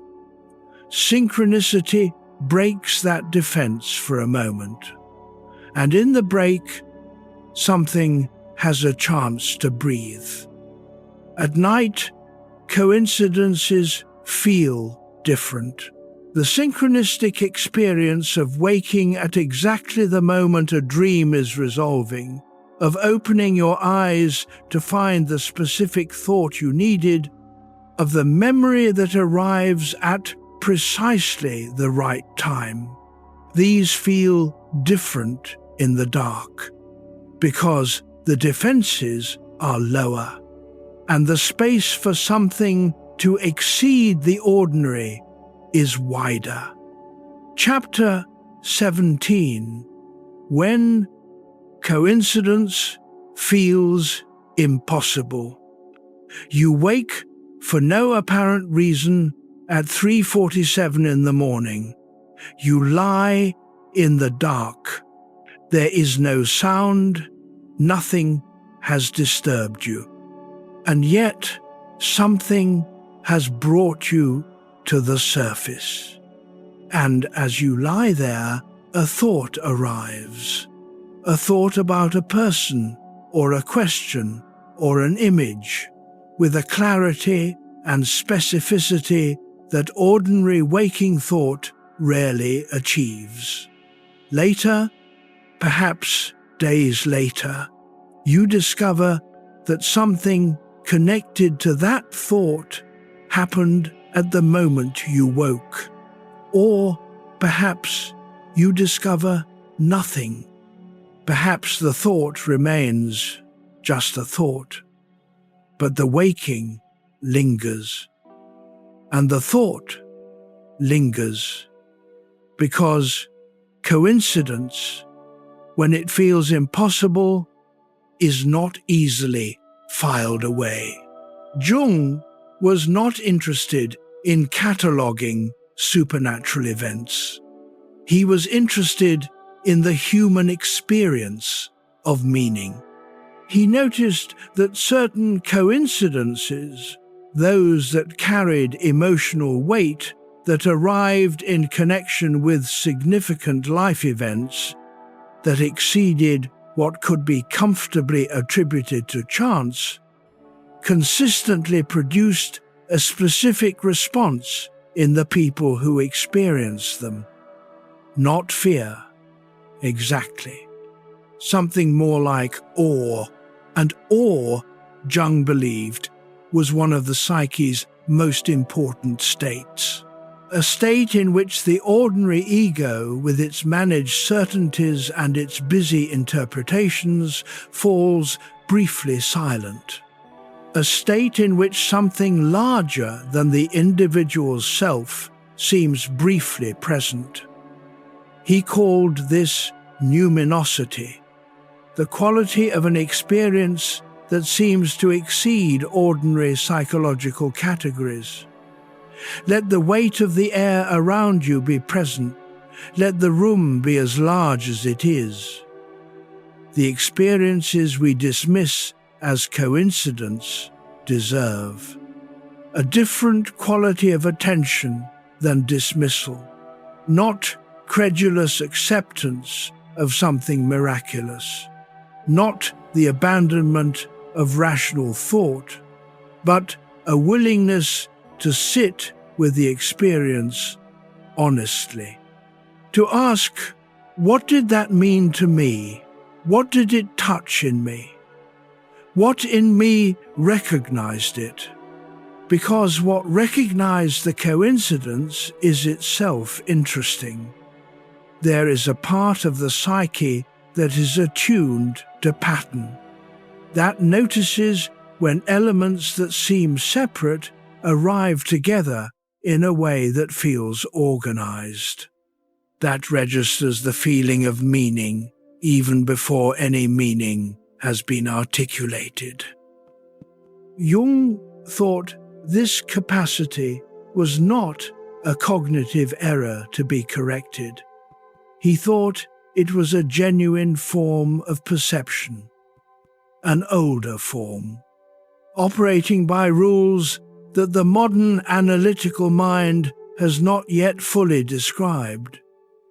A man named George was sitting with his dying mother in the hospital when she finally stopped breathing just before dawn. The room was quiet. He sat for a moment, not quite knowing what to do next. Through the window, he watched a bird land on the ledge outside. A bird he could not identify. It sat for what seemed a long time. He could not say how long exactly. And then it flew away. He did not tell anyone about this for years. He was afraid it sounded sentimental. When he finally mentioned it, the person he told did not dismiss it. They said, "What do you think it meant?" He was quiet for a moment. Then he said, "I think it meant she was gone, but not gone. I have no rational explanation for that. But it is what I felt." Jung would not have asked whether the bird was a sign in any cosmic sense. He would have asked about the feeling itself, the feeling of something present in absence, the feeling of continuation beyond the visible. What that feeling belongs to, what it points toward in the interior life of the man sitting beside the window at dawn, because the meaning of a synchronistic experience is always personal. It is not a universal message. It is a conversation between the outer world with its random arrangements of birds and timing, and the inner world with its particular grief and its particular need. And at night, when both worlds are closer together, those conversations happen more often. There is a particular quality that these nighttime synchronicities have that daytime ones often lack. In the day, the rational mind moves quickly to reassert its interpretation. The coincidence is noticed and then filed under probability, under chance, under the comforting category of things that happen all the time without meaning anything. The interpretation arrives almost before the experience is complete. At night, the interpretation is slower. The rational machinery is not as quick, and so the experience has time to be experienced. Time to settle in the body before the mind arrives with its verdict. And in that interval, brief, unrepeatable something can be heard that the daytime mind would not have allowed to be heard. Not a supernatural voice, not a message from beyond, but the quiet signal of the inner world using the material that the outer world provided to say something that needed saying. The woman who woke at precisely the moment her sister in another city was giving birth.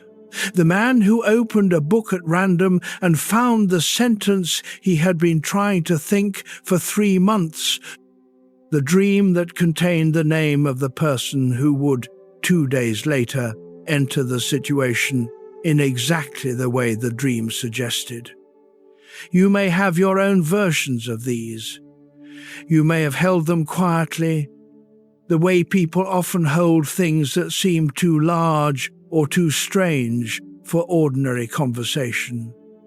But they deserve to be held, not with certainty about their mechanism, with honesty about their reality. They happened. They felt significant. They touched something that is not nothing. They deserve to be listened to, not analyzed immediately, just held. Chapter 18. The Watchful Self at 3 a.m. 3 in the morning has its own culture. Everyone who has spent time there knows it. It is its own country, with its own laws and its own climate and its own population. The people who are awake when the rest of the world is not. The night nurse at the end of a long shift, the parent with a sick child, the person who has not slept properly in weeks, the mind that simply will not let the body rest. And then there is the kind of 3 in the morning that arrives not from external circumstance, but from something interior. The sudden waking with no cause.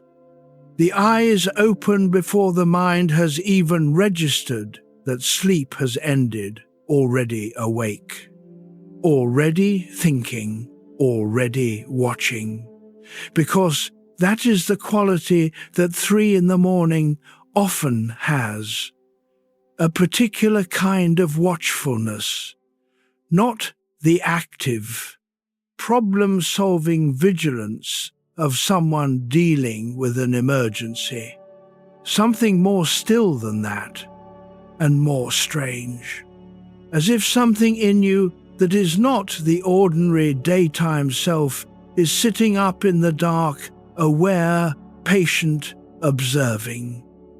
Jung had a term for this broader awareness. He called it the self, with a capital S, to distinguish it from the ego.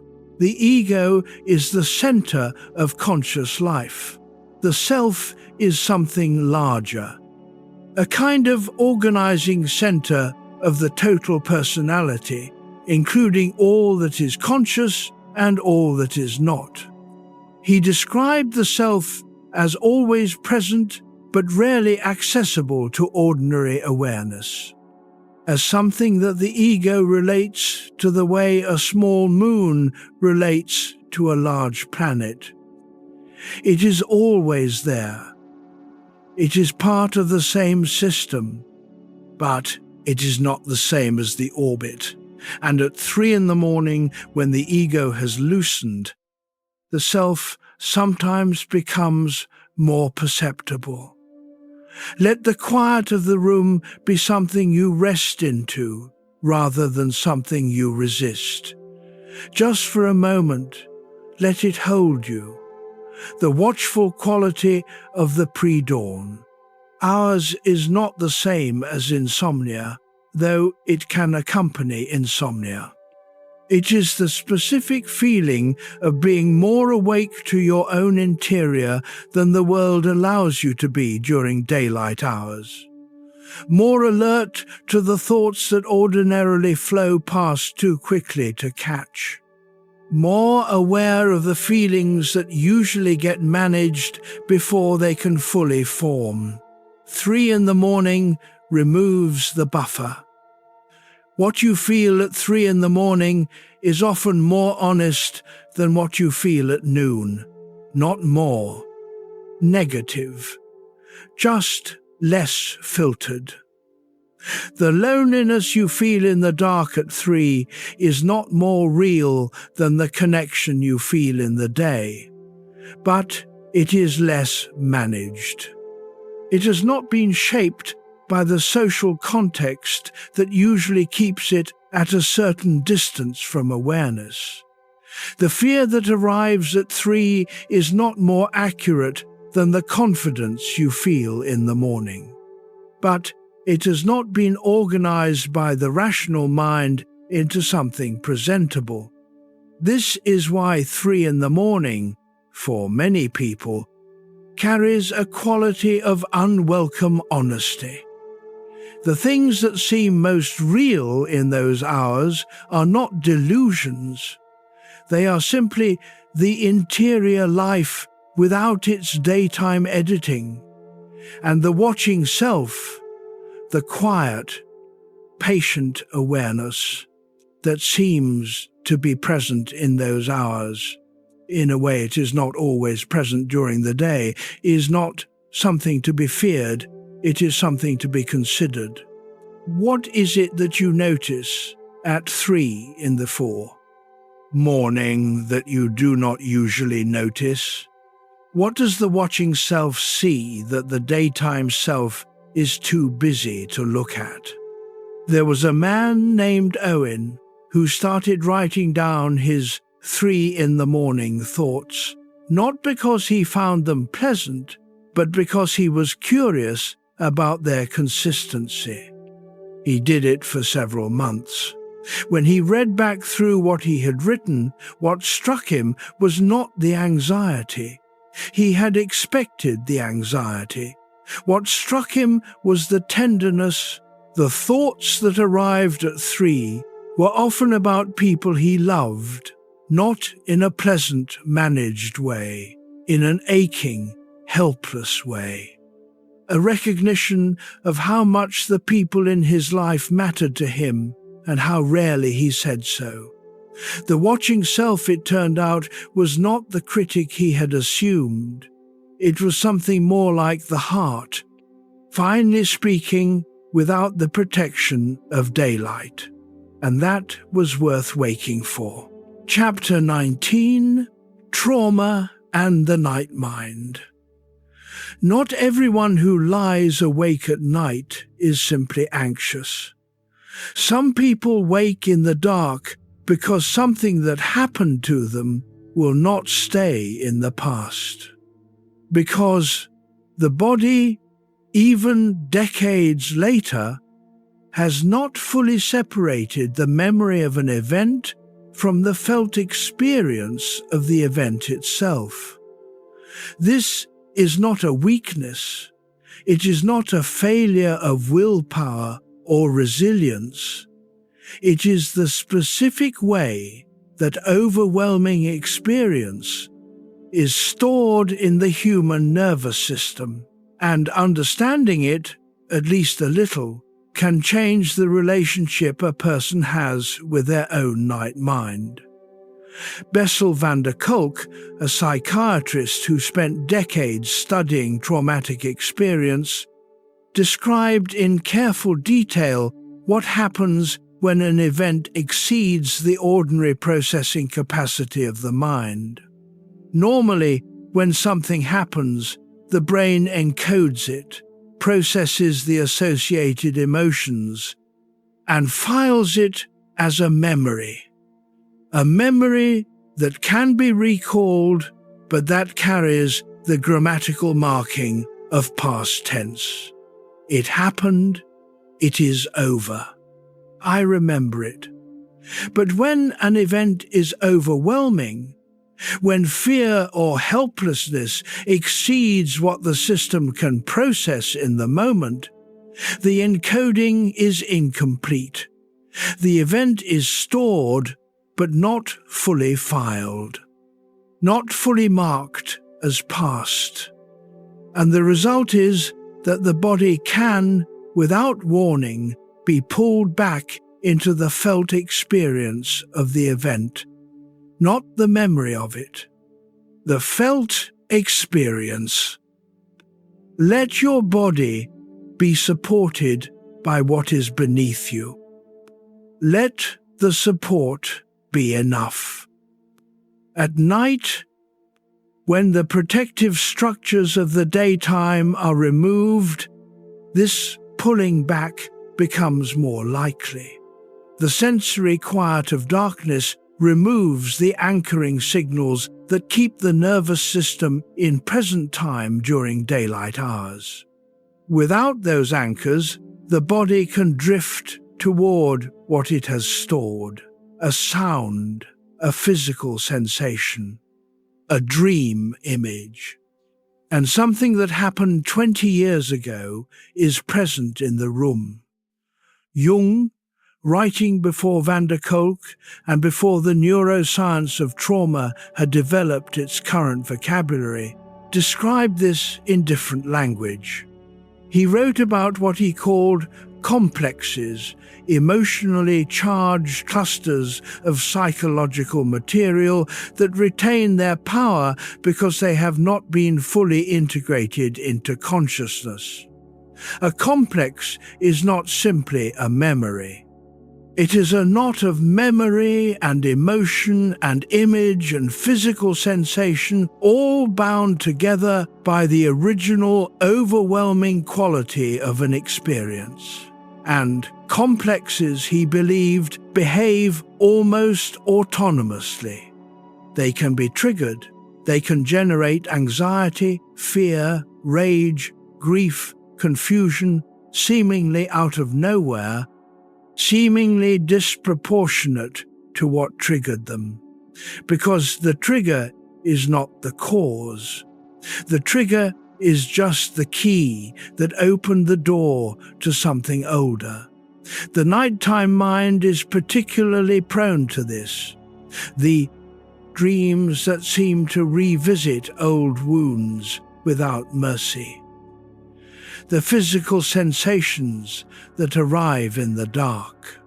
The grief that seems related to something from long ago, but arrives with present tense immediacy. This is not the unconscious being cruel. It is the psyche trying again to process what was too large to process the first time.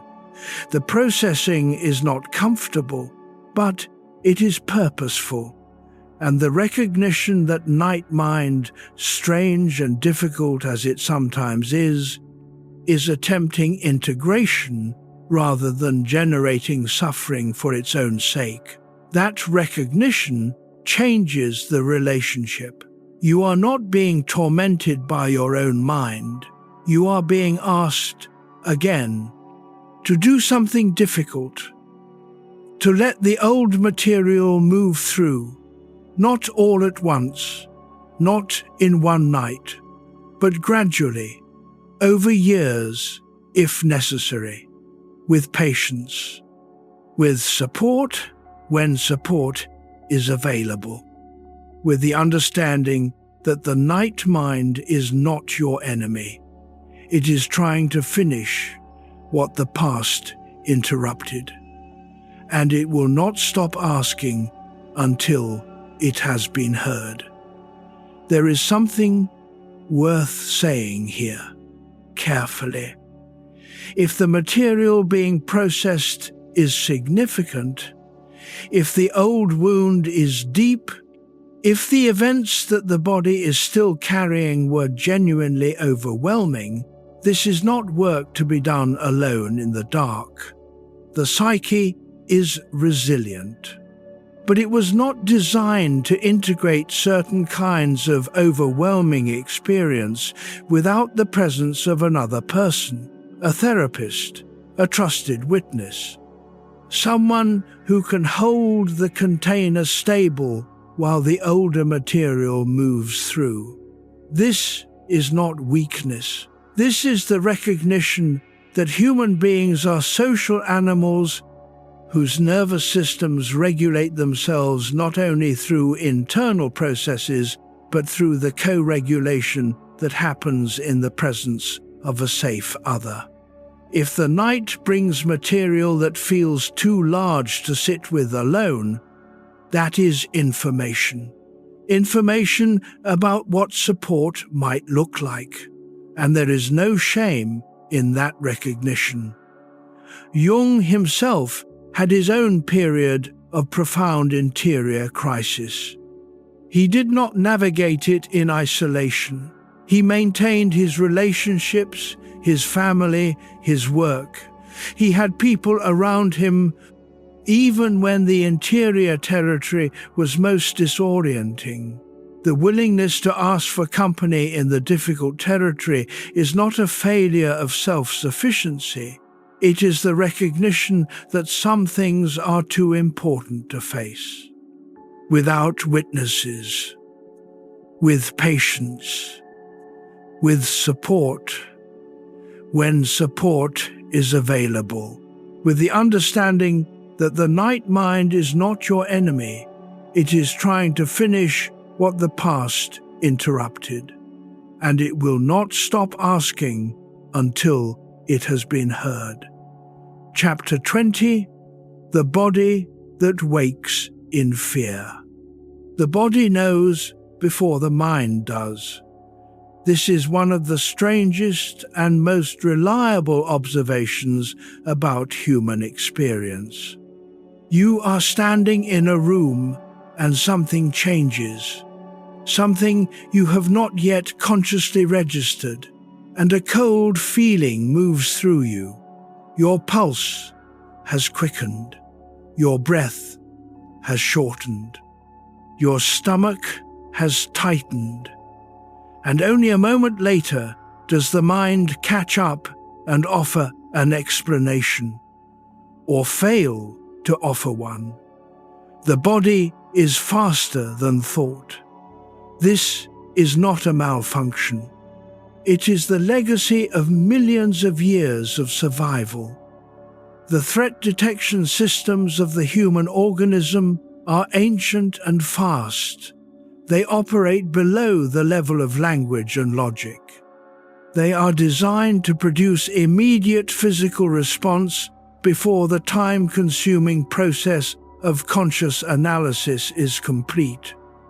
And at night, these systems can activate with particular suddenness. You are asleep, deeply asleep, and then you are not. You are awake, and your heart is hammering, and the room is dark, and for several seconds you have no idea what has happened. Something woke you. Your body woke you, not in response to a sound or a light, in response to something interior, a dream image that touched the threat detection system, a shift in the body's chemical landscape, a memory stored in muscle and tissue asserting itself from the dark. Feel the air on your face and hands. Notice the actual temperature. You are here in this room. At this moment, Jung understood the body as part of the psychological system in a way that was, for his time, unusually sophisticated. He believed that the psyche was not located only in the mind, that it suffused the body, that physical symptoms, unexplained pains, disrupted sleep, The body's insistence on its own truth were often psychic communications in physical dress. This was controversial, and it should be handled carefully. Not everything physical is psychological. The body deserves proper medical attention. These are not competing ideas. But alongside the medical, there is often also the psychic, the tight chest that has no cardiac cause, the exhaustion that sleep cannot fix, the physical sensation of dread that precedes any conscious thought.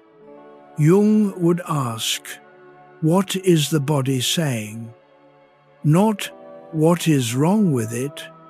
What is it saying? Because the body has its own wisdom. It carries the accumulated experience of a life, not as abstract knowledge, but as felt knowledge, as sensation and reflex, and the particular gravity of certain places and certain times and certain subjects. A woman named Frances had spent her adult life with what doctors called an overactive startle response. Any unexpected sound, any sudden movement in her peripheral vision would produce a physical reaction entirely disproportionate to the stimulus. She knew, intellectually, that there was nothing dangerous in her home. She knew it. And yet the body kept insisting otherwise. It took many years and many conversations before she understood that the body was not wrong about danger. It was simply located in time differently than her conscious mind. The body was responding to a danger that was past. But the body does not have a calendar. It knows only what it has learned from experience. And what it had learned in the years that shaped it was that sudden sounds meant something. The fear that woke her at night was not wrong. It was faithful. Faithful to an older reality that no longer existed. This is the body's particular form of loyalty. It protects you from what hurt you, regardless of when that was. And the path forward is not to override the body, not to tell it firmly and rationally to stop. The path is to speak to it in its own language, slowly, gently, through the actual experience of safety, night after night, year after year. The body unlearning what it learned. Not because it was wrong, but because it is finally safe enough to learn something new. The neuroscientist Stephen Porges spent years developing what he called the polyvagal theory, a framework for understanding how the nervous system moves between states of safety, threat response, and shutdown. What Porges found in careful clinical observation is that the body's sense of safety is communicated primarily not through thought, but through specific physiological signals. The sound of a calm voice, the quality of eye contact, the rhythm of another person's breathing in proximity, the particular qualities of a physical environment that register as safe to the ancient pre-verbal nervous system. The body, he found, is always asking a question that it does not put into words. Am I safe? And it is looking for the answer not in the content of what you tell yourself, but in the signals available to it in the immediate environment.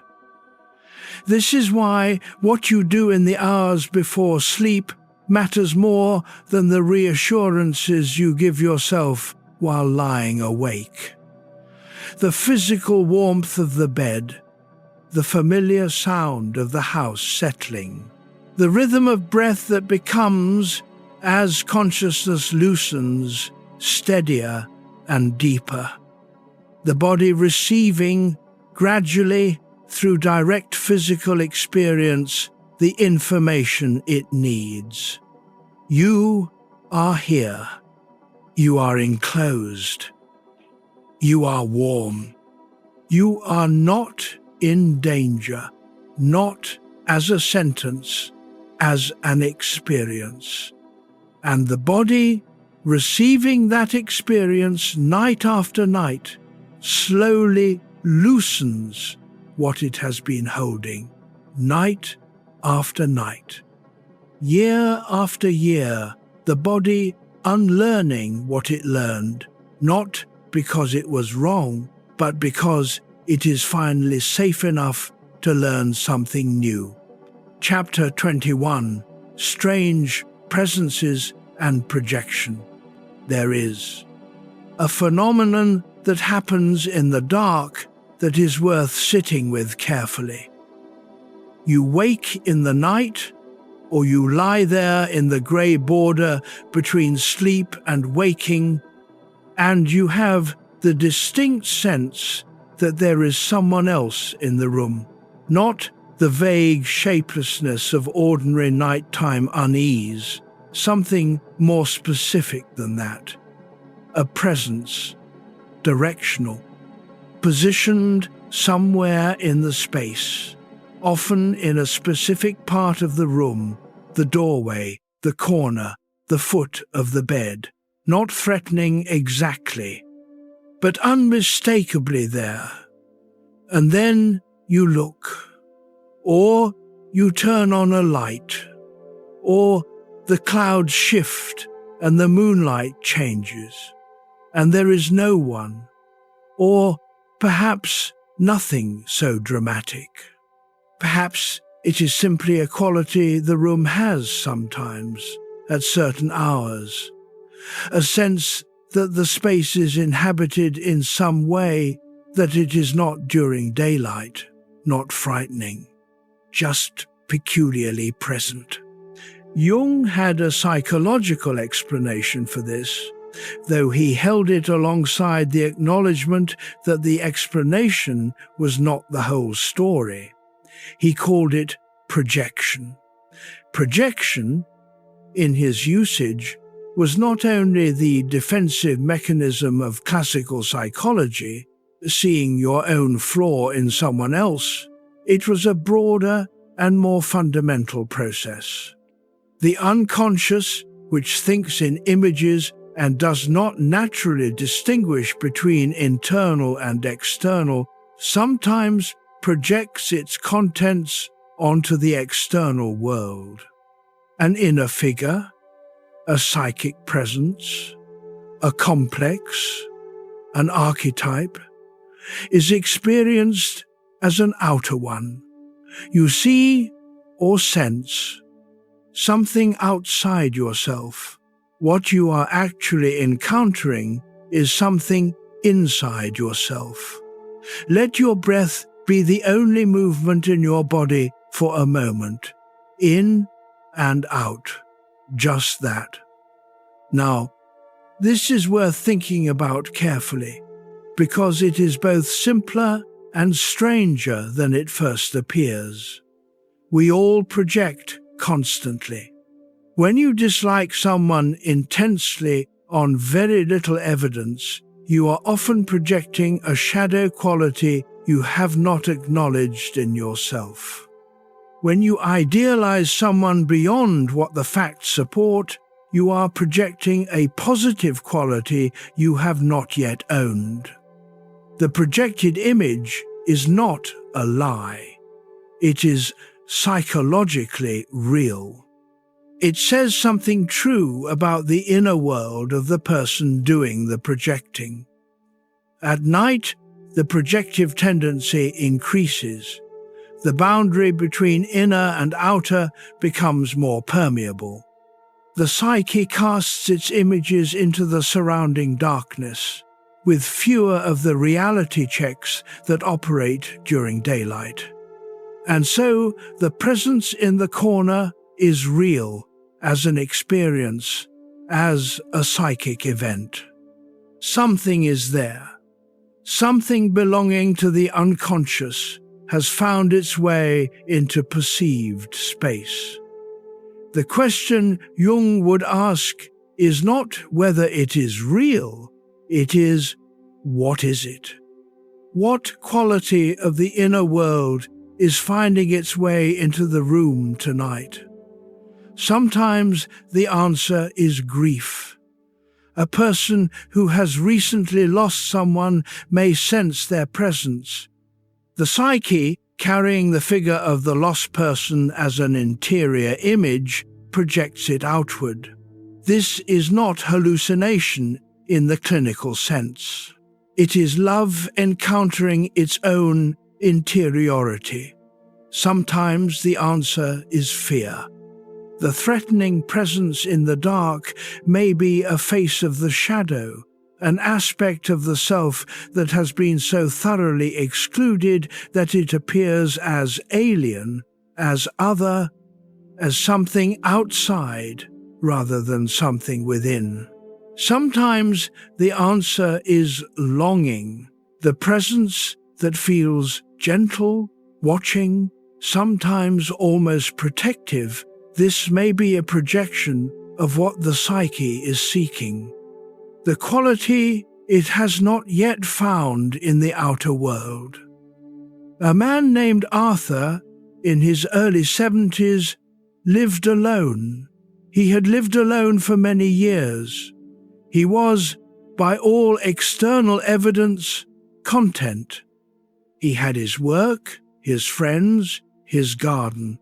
But he noticed, most nights after a certain hour, a feeling in his study, a sense that the chair across from his was not empty, that something was present, reading alongside him.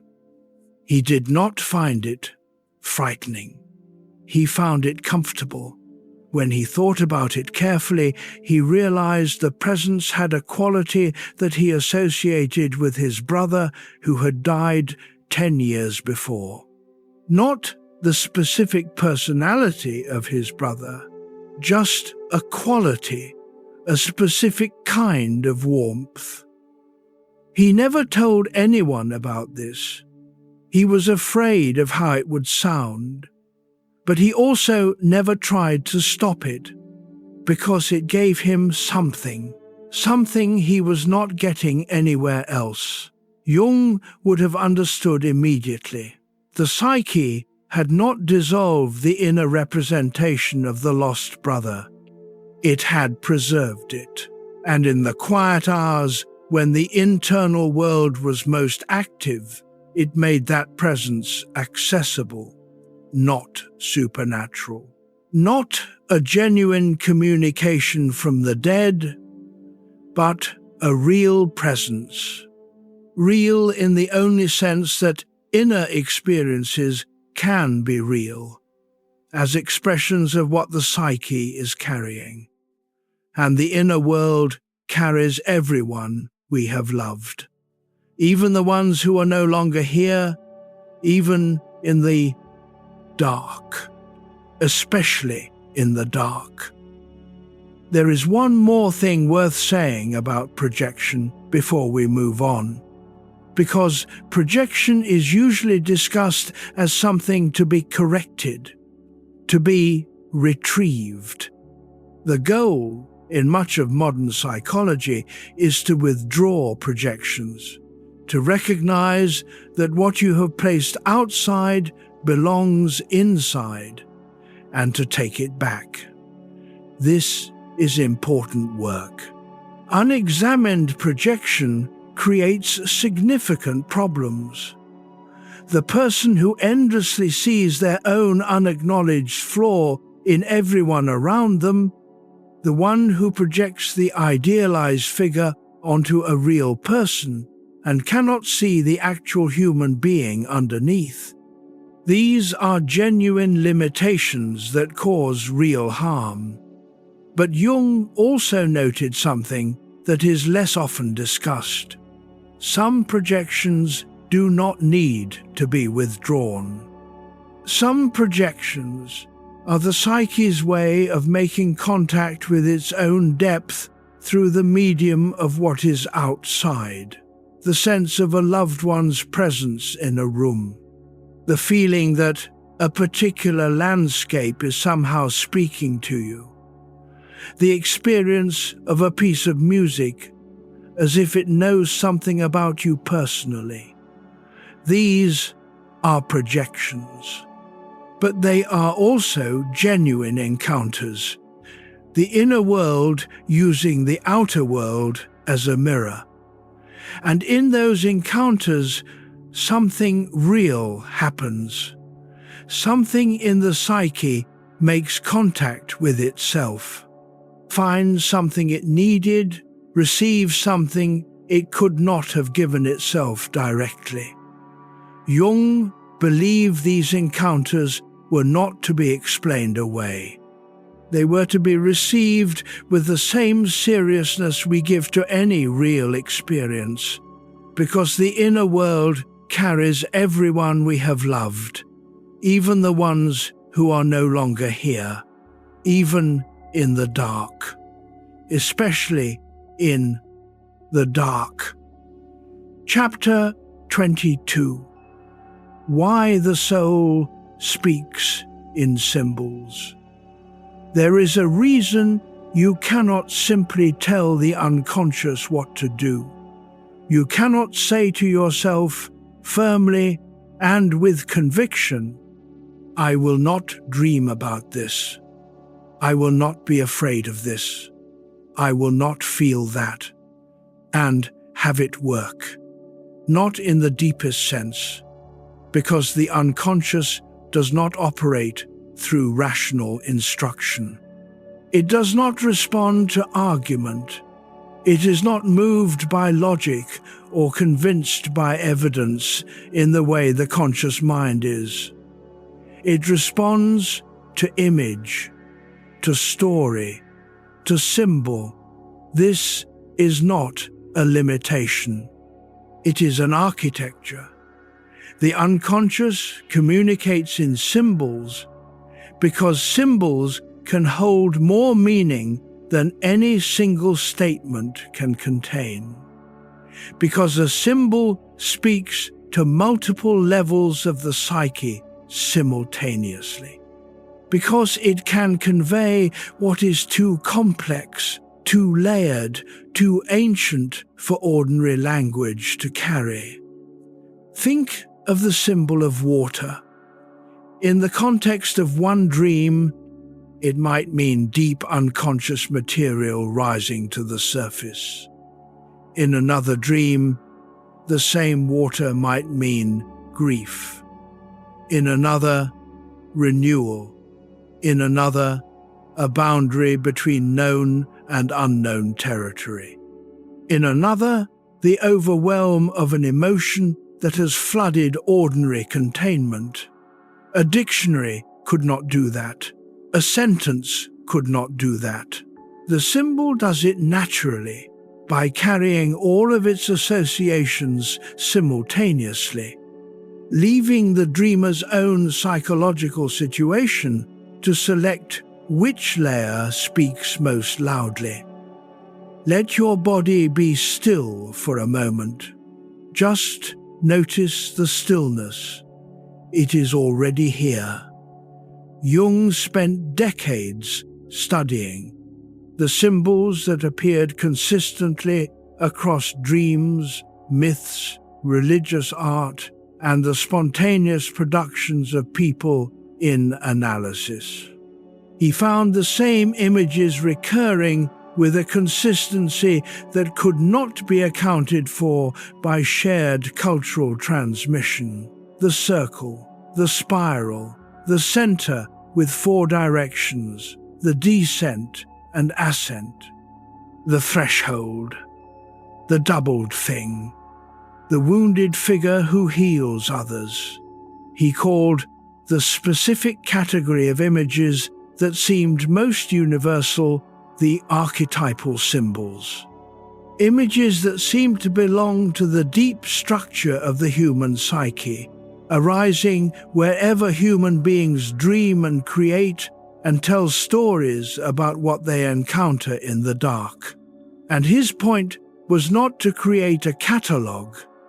His point was to establish that the symbolic language of the unconscious is not arbitrary. It has grammar, it has coherence, it can be learned. Not in a way that allows you to decode any dream definitively.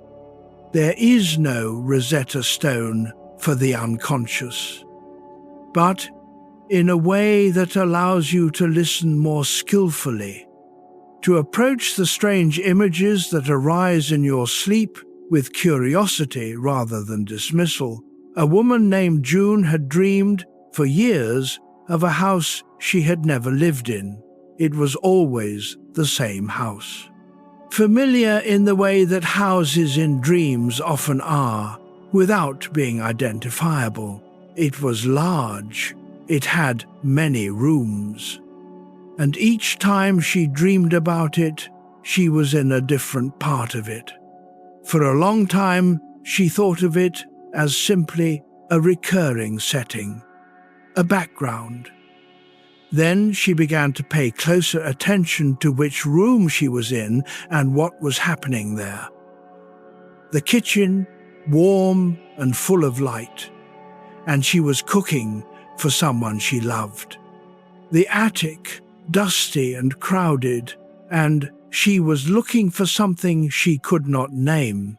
The basement, dark and damp, and she was afraid but also curious.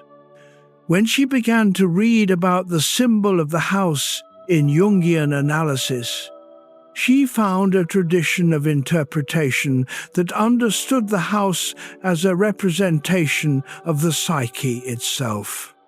Each room a different region of the inner life. The kitchen as the place of nourishment, of dailiness and warmth. The attic as the repository of the past, of family history, of accumulated material not quite in use. The basement as the unconscious itself, the dark, the below, the part of the dwelling we rarely visit. She sat with that for several weeks. Then she started to notice what was happening in her life during the periods when she dreamed of each room. The correlation was not perfect. Nothing in the psyche is that neat, but it was suggestive. The attic dreams came in periods when the past was pressing on the present. The basement dreams came in periods of anxiety when something below her ordinary awareness was active and wanted attention. The house was speaking in its own language, not in a code to be cracked, but in an image to be inhabited. This is what Jung means when he says, the soul speaks in symbols. The soul, the whole deep, layered reality of a human being, cannot be contained in a sentence. It cannot be summarized, it cannot be fully made conscious, but it can be encountered in dreams, in the inexplicable emotional charge that certain objects carry, in the images that arise unbidden at the edge of sleep, in the symbol that keeps returning night after night, patient and insistent. The soul speaks the only language large enough to contain it. You do not need to decode every word, you just need to begin to learn to listen. Chapter 23: Premonition, Intuition and Dread. Most people, if they are honest, can remember a moment when they knew something before they should have been able to know it. Not in a dramatic, cinematic sense, more quietly than that. A feeling in the stomach about a phone call before it came. An inexplicable reluctance to take a certain path that later turned out to have been worth heeding. A dream that contained the shape of something that then happened, even if the content did not match precisely. The rational mind, trained by the modern world, is quick to categorize these moments as coincidence. Post hoc pattern recognition, confirmation bias. The many times the premonition was wrong, you did not remember. The one time it seemed right, you did. And that is a fair analysis. It may be entirely correct. But Jung was interested in the fact that across all human cultures, across all historical periods, the experience of knowing before knowing has been reported with remarkable consistency. And he was interested in what this might tell us about the structure of the psyche, not about the supernatural, but about the depth and reach of what the human mind is capable of picking up. He believed the unconscious is a far more sophisticated information processing system than ordinary conscious awareness. It takes in vastly more sensory data than the conscious mind registers. It detects pattern and change at a level of subtlety that conscious attention cannot maintain. It operates on timescales and with information sets that the analytical mind does not have access to, and sometimes this deeper processing produces a result before the conscious mind has caught up. The premonition in this reading is not supernatural. It is the surface expression of a much deeper computation. Let your breath find the pace it wants. Let the room be as dark or as light as it is. Just rest where you are. The intuition that something is wrong before you can say why. The dread that arrives ahead of its explanation. The knowledge about another person that you could not have assembled from the available facts. These are not errors in the system. They are the system operating at a level you do not usually have access to. And at night, with the conscious mind relaxed, these deeper computations surface more readily. The dream that has the shape of something real. The waking at the exact moment that something happens to someone you are close to. The feeling of dread the night before a diagnosis that has not yet been made. Jung documented many such experiences in his clinical work and his own life. He was careful not to make claims that exceeded what he could actually observe.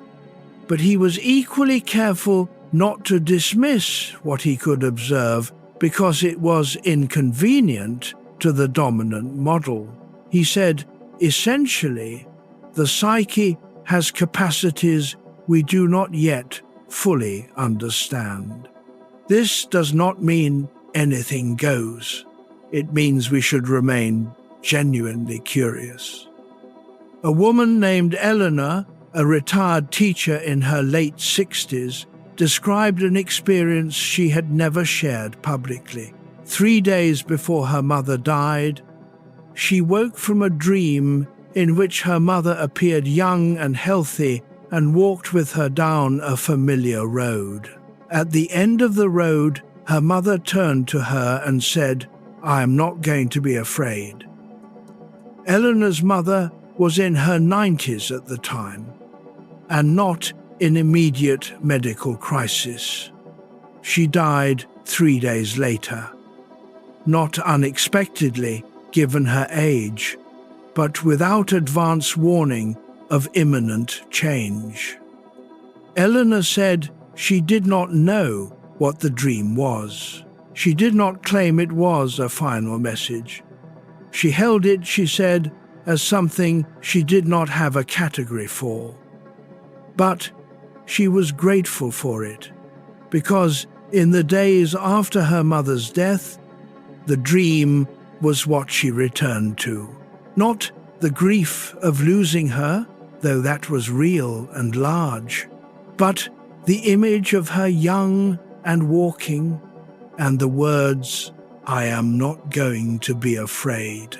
Whether that dream was premonition or wish, or the unconscious's synthesis of what Eleanor herself needed to believe, the content was real. The comfort was real, and sometimes that is enough. Chapter 24. The ancient mind still lives within you. Beneath the layers of education and socialization and the careful self you have assembled over a lifetime, there lives something much older. Not a metaphor for the past, not a romantic idea, a literal neurological fact. The human brain is not a single unified instrument. It is a layered structure that carries in its depths the architectural legacy of its own evolutionary history. The brain stem at the base, which manages basic survival functions, shares its structure with reptiles.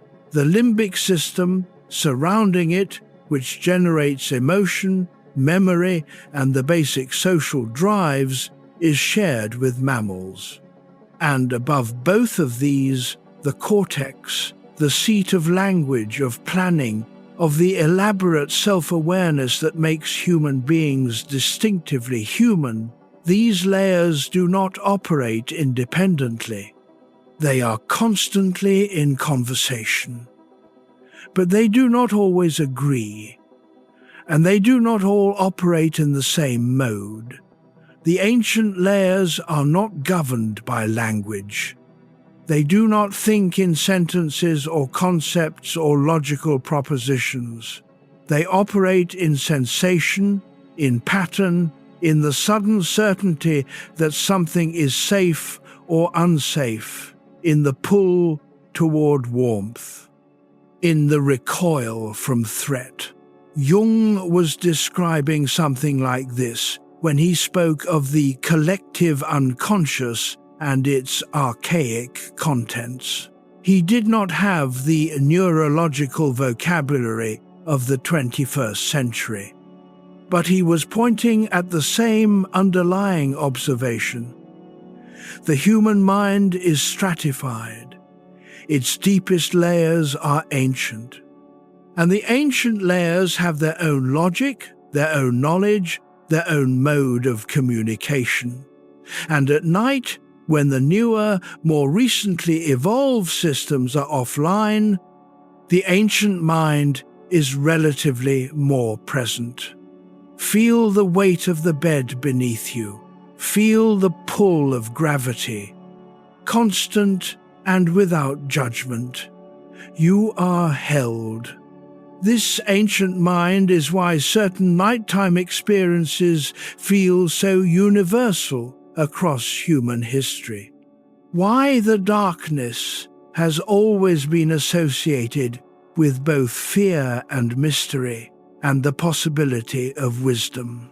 Why the night has always been the time of oracle and dream and spiritual encounter, not because the supernatural enters through the dark, but because the ancient layers of the human psyche, the ones that predate electric light and rational analysis and the scientific method, are more accessible in darkness, they were formed in darkness. Over millions of years of sleeping under open skies, in caves, in huts where the fire was the only light, and beyond the fire was everything uncertain. The fear response that fires when you sense something in the dark room is not a malfunction in a modern person. It is a perfectly calibrated survival system doing exactly what it evolved to do.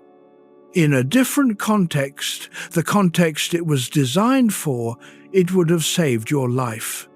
The fact that it fires in a room where there is no actual threat does not make it wrong. It makes it ancient. Operating in a world that has changed faster than the nervous system can track, Jung was deeply interested in this ancient layer. He spent years studying mythology, alchemy, religious symbol systems, and comparative religion. Not because he was spiritual in a conventional sense, but because he believed these systems preserved, in symbolic form, the accumulated wisdom of the ancient mind. The myths of every culture encode something true about the deep structure of human experience. The hero's journey is not only a story, it is a map of a psychological process that the ancient mind undergoes in the course of becoming fully human. The descent into the underworld, a story told in ancient Sumer, ancient Greece, ancient Mesoamerica, ancient Japan, is not only mythology, it is a representation of what happens psychologically when a person is forced to confront what lies below ordinary awareness. These stories endure because they match something in the structure of the psyche that is as ancient as the stories themselves. And when you dream in images that echo myth, when the figure in your dream has the quality of something archetypal, when the situation in your sleep carries the shape of a story older than memory, you are not being fanciful. You are in contact with the part of you that is as old as your species. That ancient mind has been navigating darkness for a very long time. It knows things your waking rational mind does not, and it is with you now, in this quiet room, woven through everything you are. And one more thing, before we leave this territory. The ancient mind does not need your permission to operate. It has been operating since before you had language. It will continue operating in the background of every dream, every night fear, every moment of uncanny recognition. But it does respond to attention, not immediately, not dramatically, but in the way that something long ignored begins, slowly, to feel seen. You do not need to understand the ancient mind to live alongside it more peacefully. You only need to stop treating its communications as problems, to let the strange experience be strange without rushing to normalize it, to let the dream carry its weight for a day before you try to explain it away, to notice when the body knows something the mind has not yet formed into a sentence, that this is information, old information, the kind that kept your ancestors alive in the dark. The ancient mind still lives in this room, in this night, woven through everything you are. Chapter 25. Science and the Unexplained Night. Science has made extraordinary progress in understanding sleep. We know that sleep unfolds in cycles of approximately 90 minutes, moving through progressively deeper stages before rising back to the lighter REM state where most vivid dreaming occurs. We know that during deep sleep, the brain consolidates memories, moving information from short-term to long-term storage. We know that the glymphatic system, a network of fluid channels in the brain, is most active during sleep, clearing metabolic waste, including proteins associated with neurodegenerative disease. We know that sleep deprivation impairs judgment, emotional regulation, immune function, and cardiovascular health in ways that are measurable and significant. We know a great deal, and yet there are experiences that happen in the night that the available models do not fully account for. The dream that contains information you could not have constructed from your waking knowledge. The phenomenon of shared dreaming, documented imperfectly, contested vigorously, in which two people report dreams of striking similarity without prior communication. The deathbed visions of the dying reported across cultures with such consistency that palliative care researchers have had to develop frameworks for discussing them that neither pathologize nor endorse them. The sense, in certain states at the edge of consciousness, of something that exceeds what the closed system of an individual brain would seem to be capable of producing. Let the breath be slow and easy. Let the eyes rest wherever they want to rest.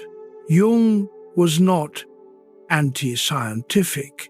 He trained as a physician, conducted empirical research in word association, and spent his career trying to build what he called a science of the psyche.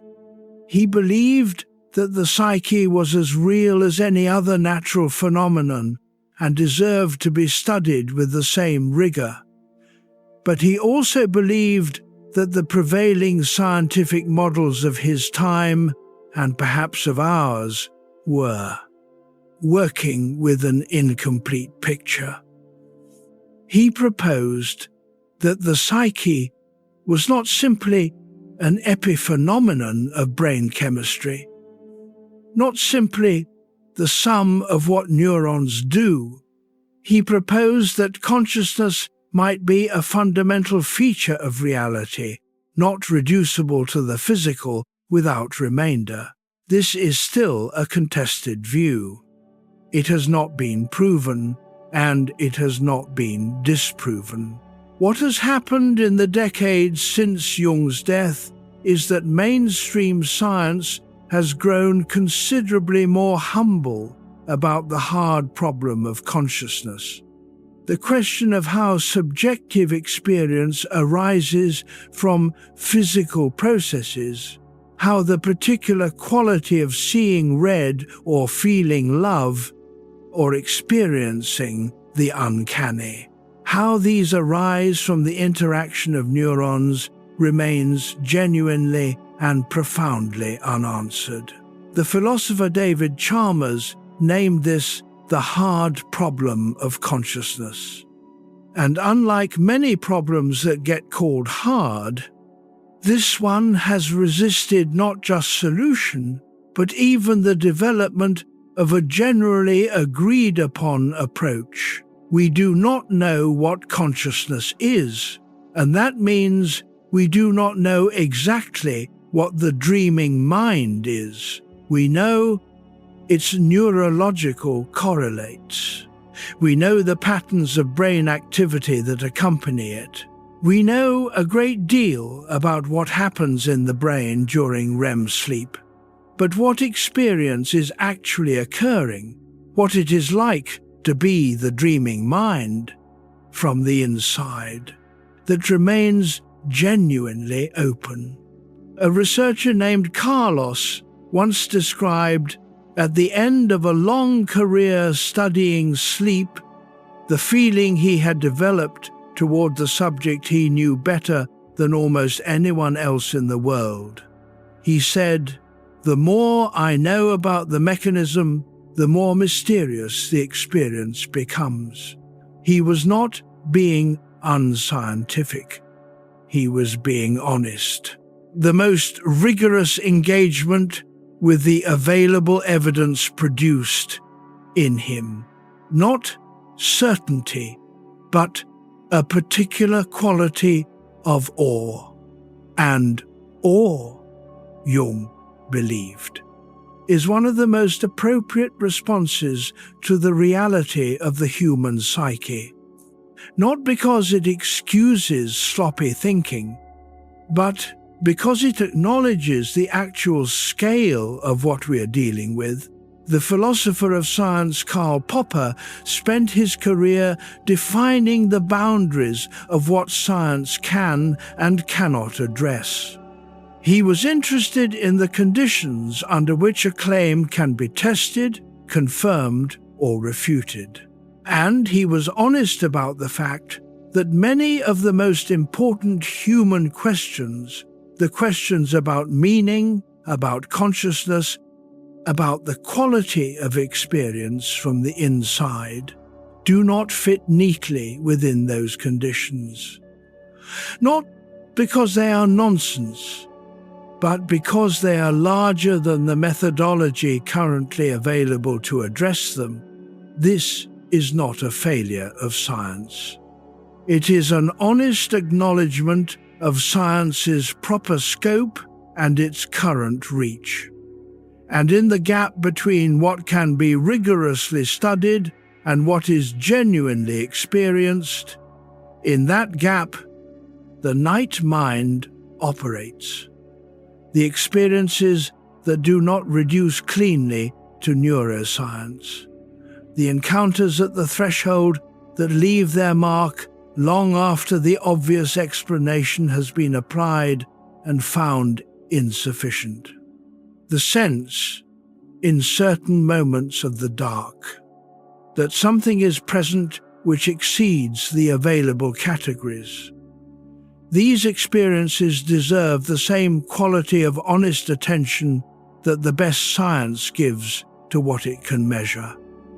Not belief without evidence, not dismissal without examination, just the honest, curious, open engagement of a mind that has decided the full range of human experience is worth taking seriously.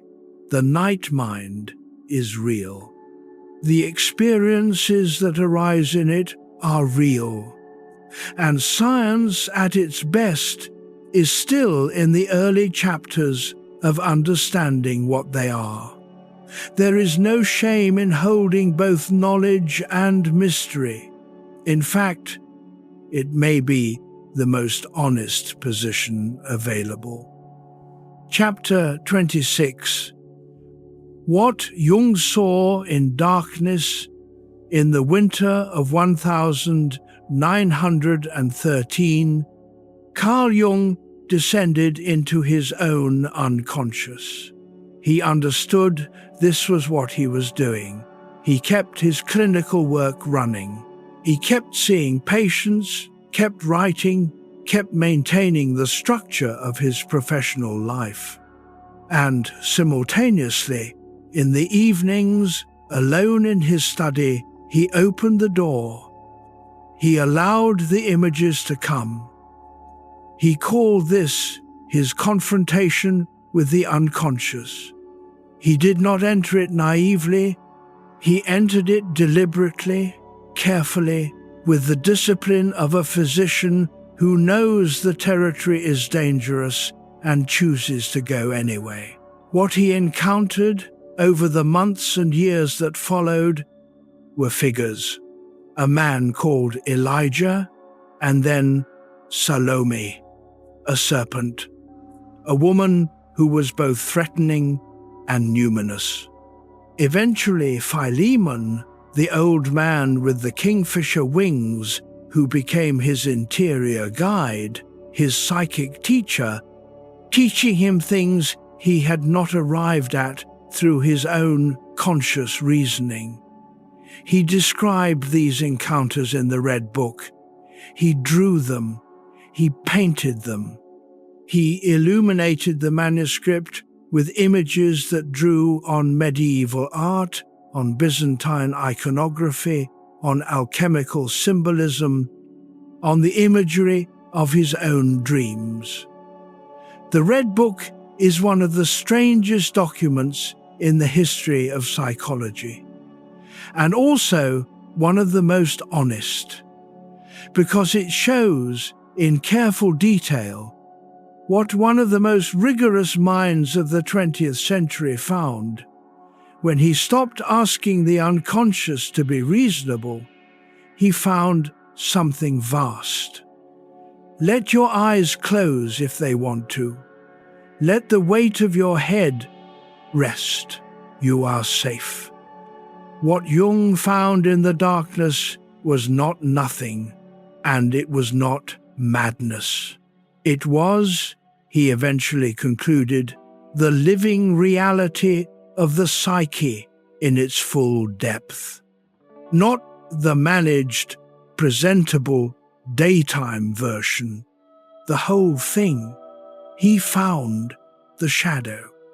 He found the anima, the interior feminine figure whose voice he had been suppressing in the relentless rationalism of his early career.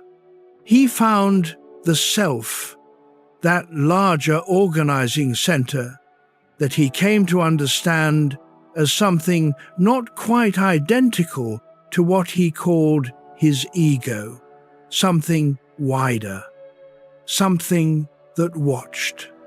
And he found what he called the collective layer, the territory beneath the personal, where the images stopped being about his particular history and became images that belonged to everyone.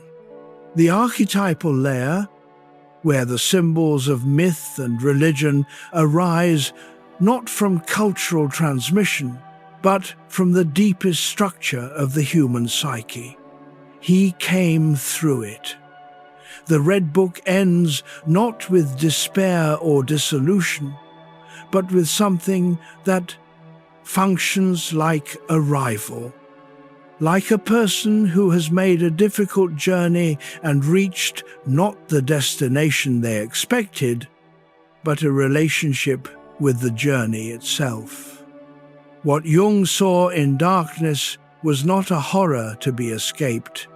It was a depth to be mapped. He spent the rest of his long life.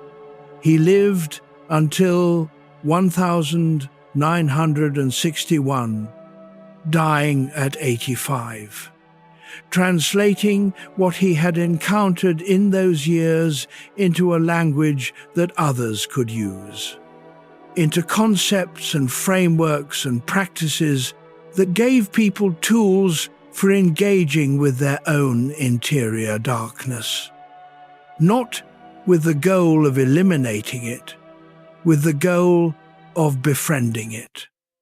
The darkness is not the absence of something. It is the presence of something that daylight obscures. And Jung spent his life believing, that the willingness to enter that darkness and look carefully at what lives there is one of the central tasks of a boss.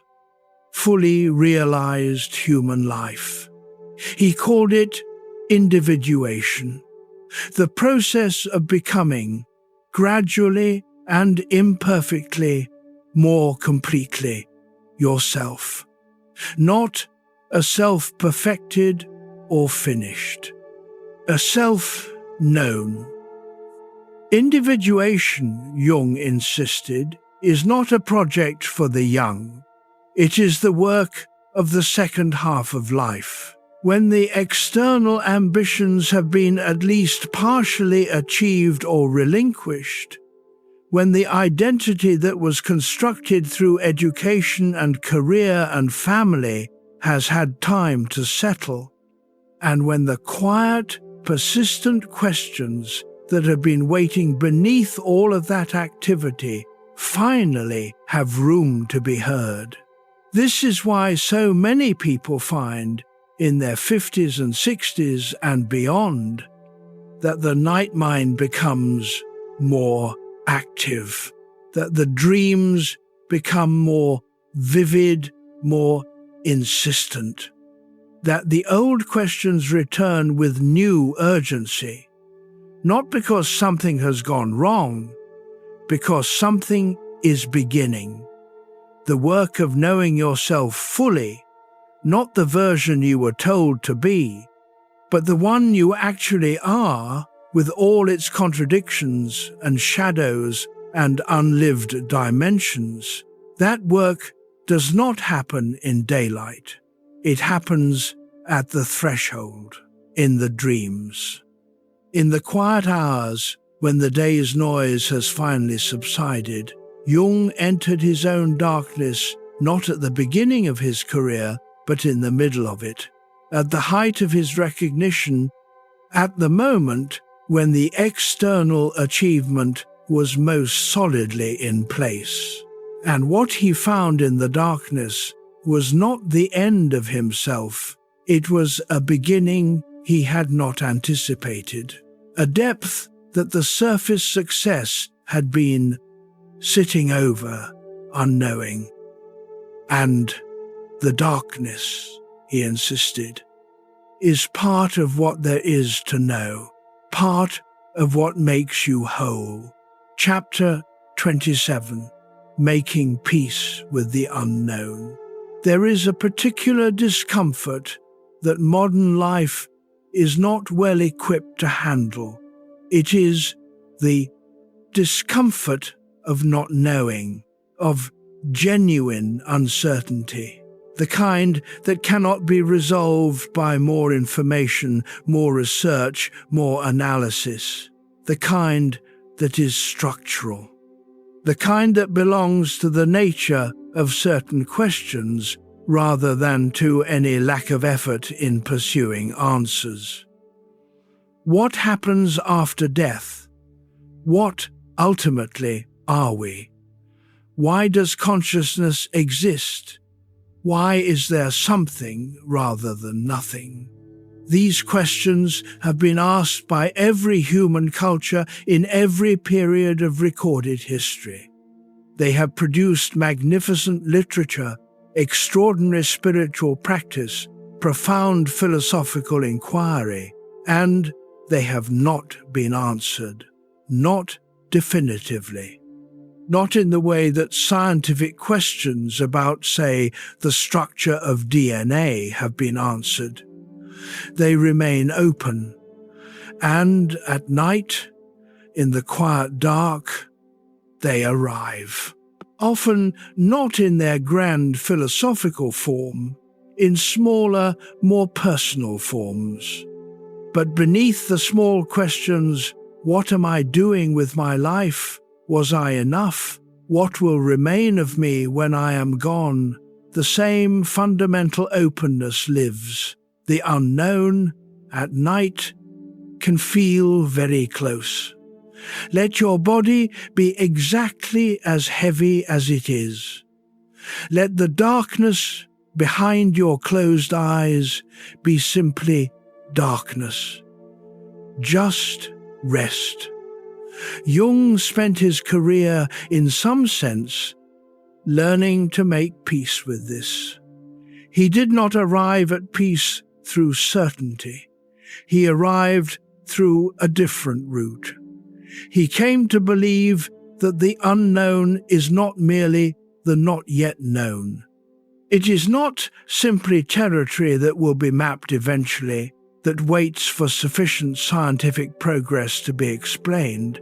He believed that there is an irreducibly mysterious quality to existence, to consciousness, to the experience of being a self that is aware of itself.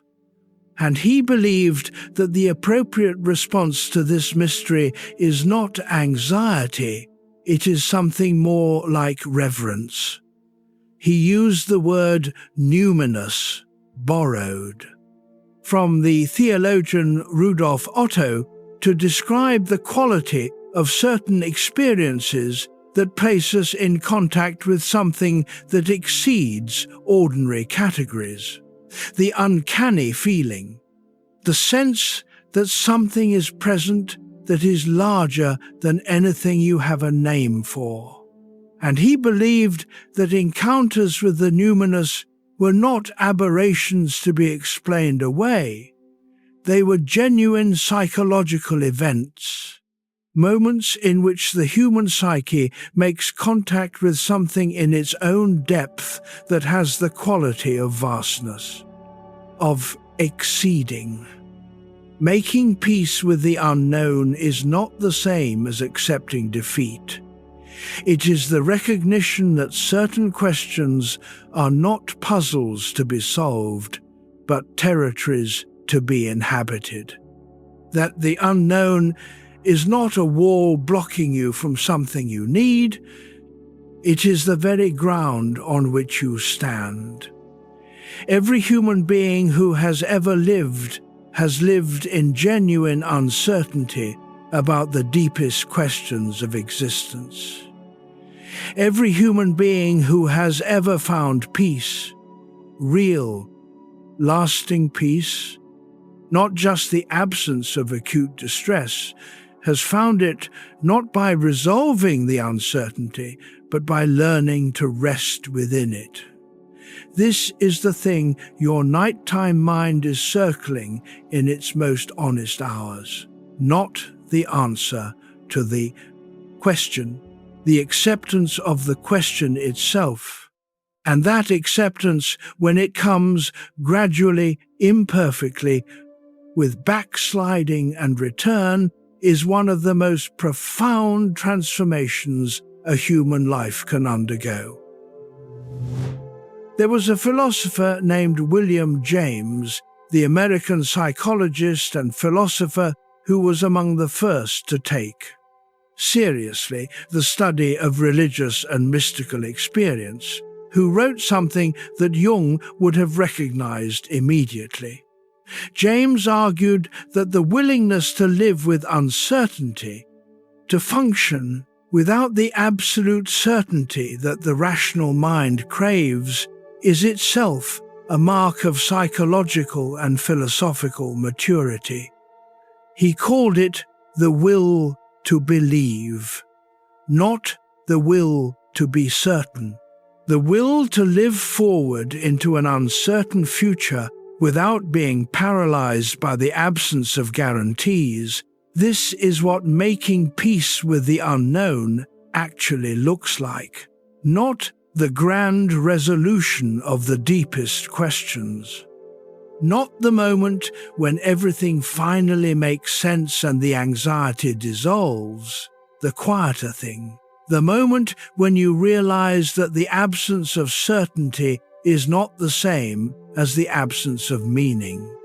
That you can act and love and choose and rest without having the answers. That the mystery, properly inhabited, is not a void. It is a kind of company. And on the best nights, in the quiet dark, with the questions present but no longer pressing for resolution, that company is enough. Not dramatic, not sudden, just the quiet settling of a person who has finally stopped demanding that existence make sense in a way that fits inside a sentence, and has begun, instead, to simply be present within it. That is enough. That has always been enough. Chapter 28. Resting beside the mystery. Let us slow down here. We have traveled a long way tonight, through the threshold territory between sleep and waking, through the language of symbols and the figures that arise from the unconscious, through the fear that has no clear cause and the body that wakes in alarm, through synchronicity and the strange coincidences that feel like messages from something larger, through what Jung found in his own darkness, and what darkness might be asking of all of us. We have not arrived at certainty. That was never the intention. We have arrived somewhere quieter.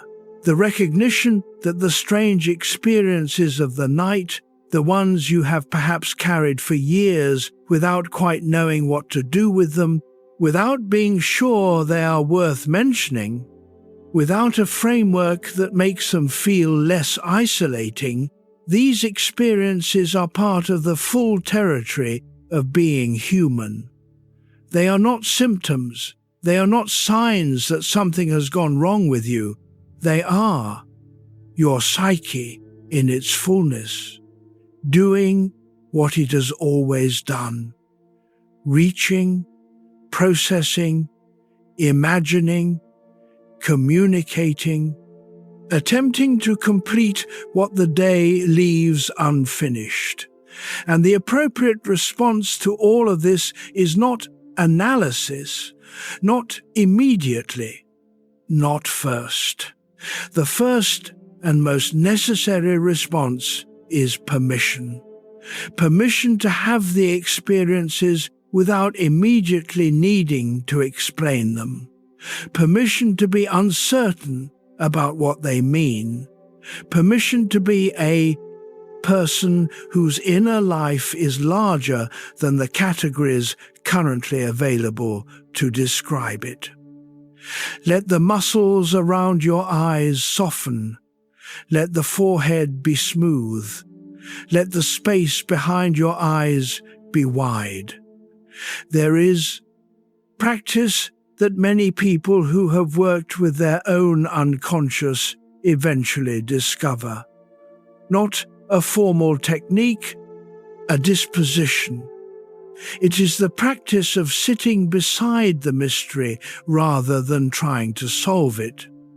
The way you might sit beside a river, not trying to stop the water or redirect it, not analyzing its chemistry or calculating its volume, just sitting beside it, listening to the sound it makes, letting it be as large and as old as it is. Your nighttime mind is something like that river. It has been flowing for your entire life, long before you had language for it. It will continue flowing long after you stop trying to manage it. And the experiences it generates, the strange presences, the vivid dreams, the dread without cause, the inexplicable moments of knowing these are the river's sound, they are worth listening to. Not with the urgency of someone who must decode them immediately, but with the patience of someone who has sat down beside something larger than themselves and decided to stay for a while. Jung wrote in his autobiography about a stone that sat in his garden, a large, rough boulder that he had placed there during his years at his lakeside tower at Bollingen. He sat beside it for many years. He said the stone did not do anything. It did not change. It did not give anything directly, but sitting beside it gave him something, a sense of scale, of duration, of his own smallness within a much longer story. This is what resting beside the mystery offers, not the answer, the scale. And in the scale, paradoxically, something like rest. Because when you know that the question is truly large, genuinely, irreducibly large, you can stop trying to answer it with the resources available at 11 in the evening. Let us pause here together before we continue, not to meditate, not to fix anything, just to practice this very thing for a moment. Bring your attention gently to your body, to where it rests, to the temperature of the air around you, to the sound or the absence of sound in the room. Now let your awareness expand outward just slightly, past the room, past the building, into the night outside with its particular quality, its darkness, its sky, whether cloudy or clear, and then outward further still, not with effort, just with permission, into the vastness that exists in every direction, beyond every horizon, older than any word you have for it. You are a person lying in a room in the dark at the edge of sleep, and you are also part of something that has no edge.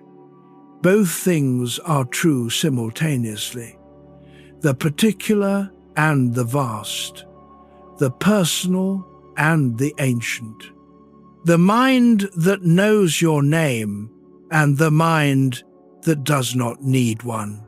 Let both be present for a moment, not merged, not confused, just acknowledged. This is what the night knows that the day often forgets, that you are larger than the story you spend your waking hours maintaining, that the self, fully known, is not a fixed and finite thing. It is a depth, and you can rest in that depth tonight. You can let it be as large as it is, and sleep. Chapter 29, The Quiet Meaning of Fear. We have spent this night inside, something that most of us spend considerable energy avoiding: the strange, the uncertain, the not yet understood. And it is worth asking, here near the end, why fear is so often the first response to these experiences. Why the dream that wakes us at 3 is so often accompanied by a physical alarm. Why the strange presence, even when it does not threaten, produces something close to dread. Jung had a precise answer to this question. He believed that the fear we experience in contact with unconscious material is not irrational. It is a response to something genuinely large. The unconscious, in his view, is not a comfortable place, not because it is evil or dangerous, but because it contains material that the ego has determined, for its own reasons, that it cannot accommodate: the shadow qualities, the unprocessed grief, the unlived life, the parts of the self that were too large or too threatening or too inconvenient to be absorbed into the daylight version.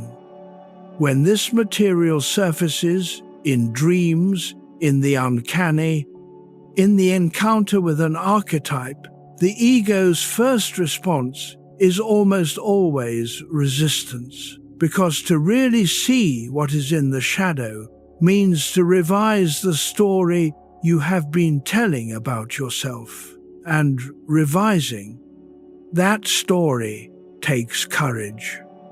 The fear, Jung believed, is the ego's protective response. It is trying to keep the boundaries of the known self intact. And it should be respected.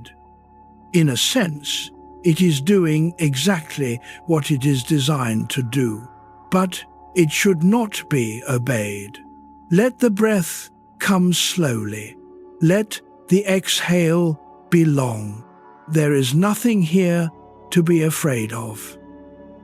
The fear that arrives at the edge of mystery is not the same as the fear that arrives in the face of actual danger. It has a different quality, a different texture, more like awe that has not yet found its proper name. The difference between fear and awe is, in part, a matter of permission. Whether you allow the experience to expand, to find its full shape, to become what it actually is, or whether you contract against it, shut it down, look away. Fear contracted becomes a wall. Fear permitted becomes a doorway. This is not easy to do. The contraction is instinctive. The ego moves toward self-protection as a first response. But with practice, with many nights of gentle attention to the strange experiences of the dark, the response can shift. The first response can become curiosity rather than alarm. What is this? What does it want? What in me is this connected to? These are not the questions of someone in danger. They are the questions of someone who has decided to stop running from their own interior life. And the strange thing about stopping, about turning and looking at what has been pursuing you, is that it almost always turns out to be smaller than the running made it seem. Not small, but smaller. The shadow, confronted, is never quite as monstrous as the terror of avoiding it. The grief, finally felt, is never quite as unbearable as years of carrying it unfelt. The mystery, finally inhabited with curiosity rather than dread, opens into something that has a quality not of threat but of vastness. And in the vastness, there is room. Room to breathe. Room to rest. Room to be a person whose inner life includes everything it actually includes. Not just the acceptable parts, but the whole of it. And to be, in that wholeness, surprisingly at peace. Here is something worth considering as we move toward the end of this night. If the fear you carry is pointing at something real, if underneath the dread, beneath the sourceless alarm, there is a territory that you have been avoiding, the path toward it does not require courage in the dramatic sense. It requires the small, repeated courage of noticing. Just noticing. The way you might notice the weather, without needing to change it, without needing to be certain what it means. Just the honest observation that something is there and that it belongs to you and that you are willing to acknowledge it. That is enough to begin. That is, in fact, the whole beginning. A single night of genuine acknowledgement.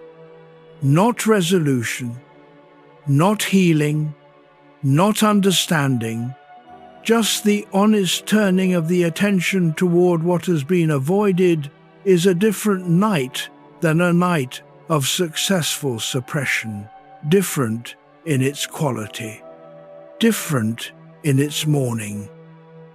The fear has been pointing at something real all along, not something dangerous, something true. And truth, however strange its arrival, is always something you can rest beside. Chapter 30. Returning safely to the self. We began tonight in a quiet room. A room you know. The darkness that is familiar. The sounds that are your sounds. The particular quality of this specific night, with its own temperature and its own weight and its own particular silence. You have traveled a long way inside that room, through the landscape of the night mind, through the territory that opens when the day is over and the performance is finished and there is only you and the dark and whatever is most honestly present. Jung spent his life arguing for exactly this kind of honest encounter. Not with what should be present, with what actually is. With the full range of the psyche, its dreams and its fears, its shadows and its symbols, its ancient inheritances and its most contemporary confusions.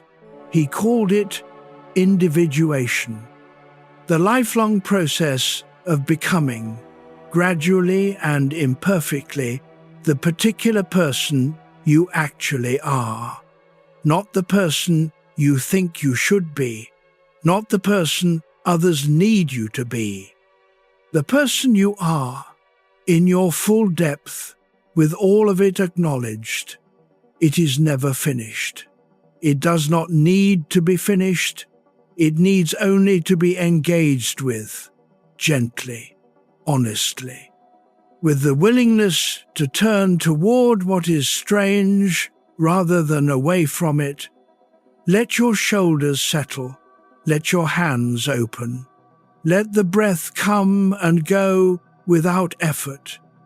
You have done something tonight by simply being present, not by solving anything, not by resolving the mysteries we have walked through together, but by being willing to sit beside them, to give them the quality of attention that they have been waiting for.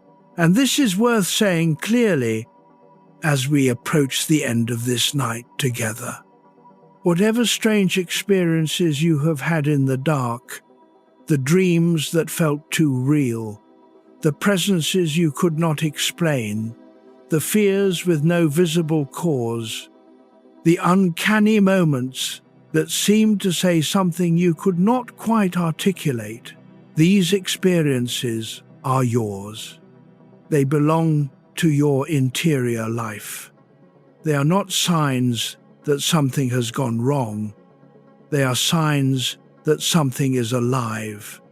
The psyche in its full depth is not quiet. It is active, image-producing, reaching, processing, completing. It is doing what it has done for every human being who has ever lived. Moving through the night on its own business, attending to what the day could not. And you do not need to manage that. You do not need to understand it completely.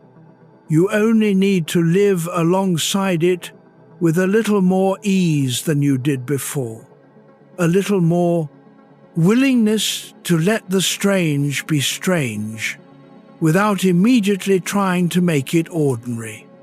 A little more patience with the parts of yourself that are not yet fully known to you. The night will come again.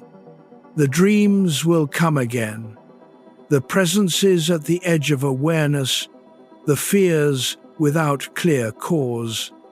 The moments when the world seems briefly larger than ordinary life allows, these will come again, and you will meet them differently. Not because you have an answer, because you have a different quality of attention. The quiet, honest, patient attention of someone who has decided that their inner life, all of it, even the parts that are strange, is worth looking at. That decision is individuation. That decision is what Jung was pointing at. That decision is what it means to return, night after night, to the self. Not the edited version, not the managed version, the full, strange, ancient, living thing that you are. If you would like something to carry with you through the days ahead, not a prescription, not a program, just a gentle path for the curious, here is one possible way to begin.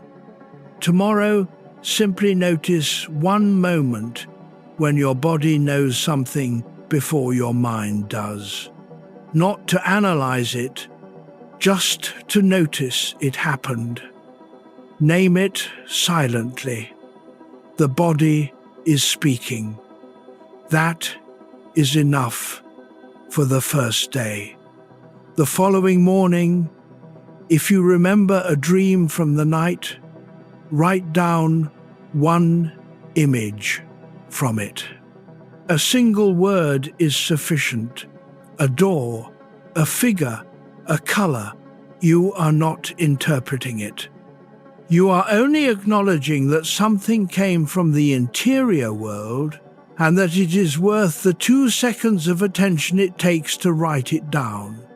By the third day, you might begin to notice something that feels strangely significant in the world around you. A coincidence, a repeated word, a thought that arrives at an unexpected moment.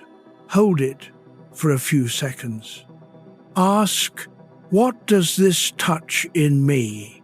You do not need an answer. The question itself is the practice. As the week moves forward, before you sleep one night, take 1 minute to sit with whatever is unresolved from the day. Not to solve it. Not to plan tomorrow's response. Simply to acknowledge that it is there. To say, silently and honestly, I see you. You do not need to be handled tonight. Somewhere in the middle of the week, if there is a recurring dream or a recurring fear that you have been carrying, something that visits you regularly but that you usually try to set aside, allow yourself to look at it directly for 30 seconds. Ask, what might this be trying to say? Then let it go. 30 seconds is enough. A little further along, find 5 minutes of genuine quiet.